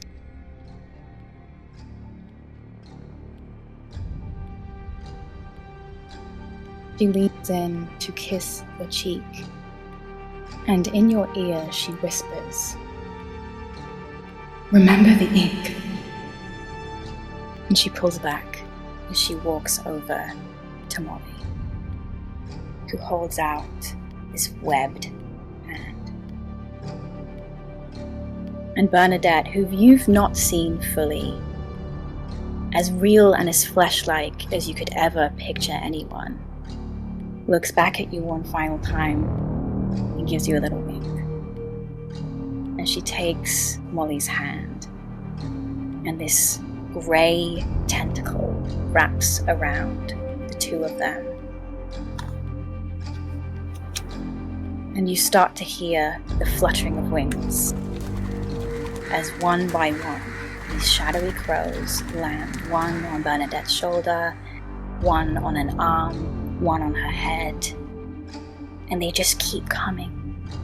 Tens of crows, possibly 100 crows or more, land on her, on every part of her, until she is entirely obscured. And Molly takes in a deep breath, and she blows, and the feathers scatter. And what is left behind is a singular, pure white crow perched on her hand. And she turns back and she looks at you. And you start to hear bones snapping. And her eyes take on this radiant, infernal color as she starts to take on this monstrous form, parts of her limbs snapping and reshaping as she grows and grows from 5 foot nothing to 6 feet to 7 feet to 10 feet tall. And you hear that call, Rodney's call, a warning. Get out, get out. You know exactly what it means. And Molly just started to laugh. I'm going to pull us away from that moment. For the rest of you in these rooms, you are preparing your next attacks, you are preparing your next spells. You are ready to go until this thing is down. And suddenly, the wallow that is in front of you collapses into smoke and feathers. And everything is still. And the doors of the rooms that you were in open, pushing that line of salt away from the boundary. I think the second that this happens, Radella, I'm assuming, heard over the phone like the explosions. Does she know? And I'm gonna ask if I can do this with advantage because that's my kid. Which room that was coming from. Like, does she hear anything? Does she hear Tennant? Does she hear anything that would indicate what's going on? Radella, you hear that loud boom, but it's such a loud noise that, you know, like when a mic kind of like whites out, you kind of hear the rumbling like prelude to it, and then there's just, and it just like whites out. But you know that like something large, and you hear it in the rest of the house. The walls shaking, the floor beneath you shaking. And you know this house like the back of your hand. You know when someone has caused chaos in the room. There has been so many times when Tennant or Ruby or Nadette has blown something up or smashed something or dropped something. You can pinpoint at a pace where that noise comes from. So you know that noise, first of all, has come from the nursery downstairs. Okay. I'm going to... I think without warning, just because in that moment, the second I see that the salt has broken, or that the door is open, I'm going to Misty Step. Mm-hmm. As far as I can, like, is Misty Step something? Hold on one second. I do Can think you you have to Misty Step? see. Does it somewhere you have to see? Yeah. Okay, I'm gonna Misty Step as far as I can, and then as soon as I hit the floor, I'm running. Yeah, so where you are in the library right now, I would say you can Misty Step outside, you know, like, it's only 30 feet anyway, right? Yeah. So 30 feet would take you just outside the door of the library. So yeah, I'm gonna Misty Step out the door and I'm gonna book it. Radella, you start running. And Rose, you're left behind in this library, kind of like as the dust kind of settles, and there's like still kind of like feathers kind of floating through the air and sparks kind of falling from the air. Mm-hmm. And you hear over the phone, "Hey, what the fuck? Hey, can you fucking get up, please? Hey, Ruby? Ruby, I can't fucking heal you. Get the fuck up now! Ruby! Ruby, get up! What the fuck? Mama! Get up! Ruby! Even knowing that Tennant might not hear it and like process it, I think I'm gonna grab my phone and just, Radella's coming, she's going, she's running, they're going. Then yeah, I'm just gonna run. Radella, as you're running, you also hear these like distraught screams coming from your son. Nadette and Reva, you also hear this both over the phone and in the room below you. What do you two do? I think Nadette is going to just been like stabbing this wallow, is covered in her own blood and whatever wallow oozed, maybe, I guess. and is holding Riva's hand and, like, finishes her scream, hears Tennant scream, and I think is running, dragging Riva with, like, almost without thinking, just, like, is not letting go, death grip on Riva's hand, and just books it. Yeah. I think with your, like, death grip holding me, there's something that I think it's the very clinical side. And I just go, let go to him. You'll be able to get to him faster than me.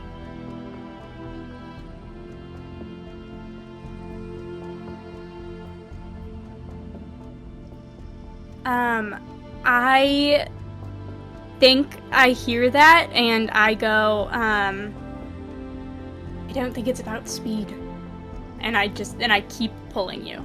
I think at this point, Ridella's gotten as far as she can, and I think, like, without even thinking about it, it just, like, surges through her. She missy steps again. It's like, Yeah.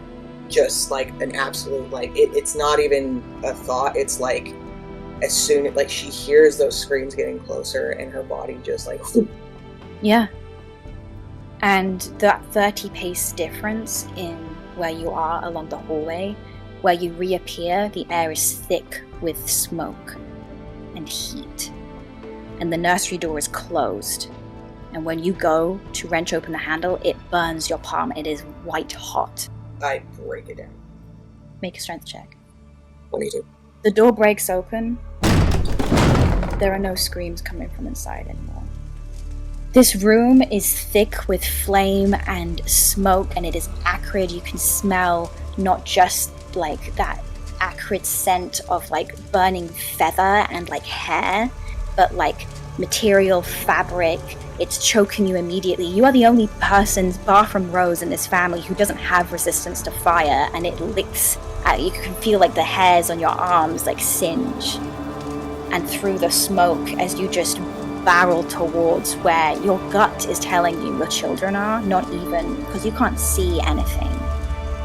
And you see Ruby and Tennant in pools of their own blood. Tennant collapsed over her, cradling her in his arms, completely dead weight, unconscious, as the smoke has just overwhelmed the two of them. Nadette and Riva, at this point, you also arrive, and Rose, you are quite quickly follow behind. I think now Nadette will let go of Riva's hand and charges in and sees this, and I think is going to just pick Tennant up and start like full baby carrying him out of the room, and is just yelling, "Get Ruby, get Ruby, get Ruby." Yeah, you can grab Tennant, Ridella, you grab Ruby, you both drag them out of that room. Is anyone doing anything to stop that fire? Can I, this is not really how this spell is supposed to work, but whatever. Can I, kind of like step not far enough into this room that I'm gonna die as one of the non-fire resistant people in this family, but like enough that I could hypothetically, theoretically get like a good 30-foot cone of fire in there, and I think Rose, like, hands shaking, hair more red with like blood than winter anymore, will just like take a breath and focus on the one thing that she can do in this moment. And I think all of you watch as like the frost in their hair like grows over some of the scarlet and travels down her arms, and she just extends her hands, and I'm gonna cast technically Rhymes Binding Ice, which is the 30-foot cone of ice, but I'm just going to try and like essentially shut 30-foot cone of flame out in an instant into probably like nasty slush. But Could I like help with this action using like my Master of Tactics and somehow just to sort of like take this angle to help direct? Riva and Rose, you stand shoulder to shoulder. Riva, you are fire incarnate, and Rose, in winter, you are ice. And Reva, you pull in licks of flame from the furthest corners of the room and you coalesce them in a group for Rose to hit. And these flames freeze in these wispy, jagged, venomous shapes. And you put the fire out. Outside the room, Nadette, what are you doing with Tennant? I think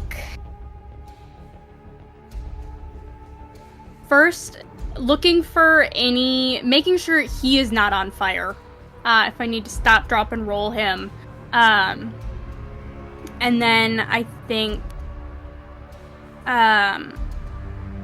once Ridella gets out there, I think is just gonna be like, how do I help you fix this? What do we do? What do we do? I think Ridella stumbled out of that room, dropped to her knees, and was holding Ruby. And I think, once again, I think it's this kind of like instinctual part of her. She doesn't have to check. She doesn't have to look. She just kind of knows. And so I think cradling Ruby, Ridella takes a hand that is very still and brushes her hair back, and knowing that she does not have time, immediately casts Revivify and just sits and prays. She doesn't pray, but I think she just sits and prays harder and more fervently than she has ever prayed to anything. She doesn't know what to, but she just sits and begs that she's not too late. Nadette, in your arms, this choking, Tennant starts to, his whole body starts to become racked with, these awful, smoke strangled coughs. And in between coughs, he kind of, he clutches. I don't even know if he knows what he's clutching. But I think he finds you and he holds on to you for dear life. And he's just... She's fucking dead! She's dead! You start do something! I think, instinctively, as a, Cadet, slaps him on the back and then is like, then fucking shut up and let Ridella work. And I think is going to, the rage has fallen away and left just, exhaustion. And I think Nadette's just gonna, reach a very bloody, bruised hand. Probably there's some wood splinters from one of the improvised weapons that shattered in her hand still in there. And is just gonna, grab Ridella's shoulder and just be like, I think Cass gives you a bardic inspiration and just says, how do I help? How do I help? And I think is kind of repeating it and trails off, just from exhaustion. Ridella, what did it look like when you cast this Revivify on Ruby and you paused time for just a moment to allow yourself the time to gather what you need to bring her back, to keep her in stasis? I think, as she casts this, it's a little bit of that waiting moment to see if it takes hold. And I think the second that it does, the warmth kind of fills her hands again. and there's these kind of very, very soft, very pale flames that start flickering kind of where her hand is placed against Ruby. And it kind of washes over her in kind of a burst. Kind of like when you have fire that's on oil and you pour more oil on it. And so it washes over her very quickly. And I think as she's sitting there, she takes like the first breath that she's taken since she started running out of that door. And she reaches out to Nadette, and her hand is now shaking.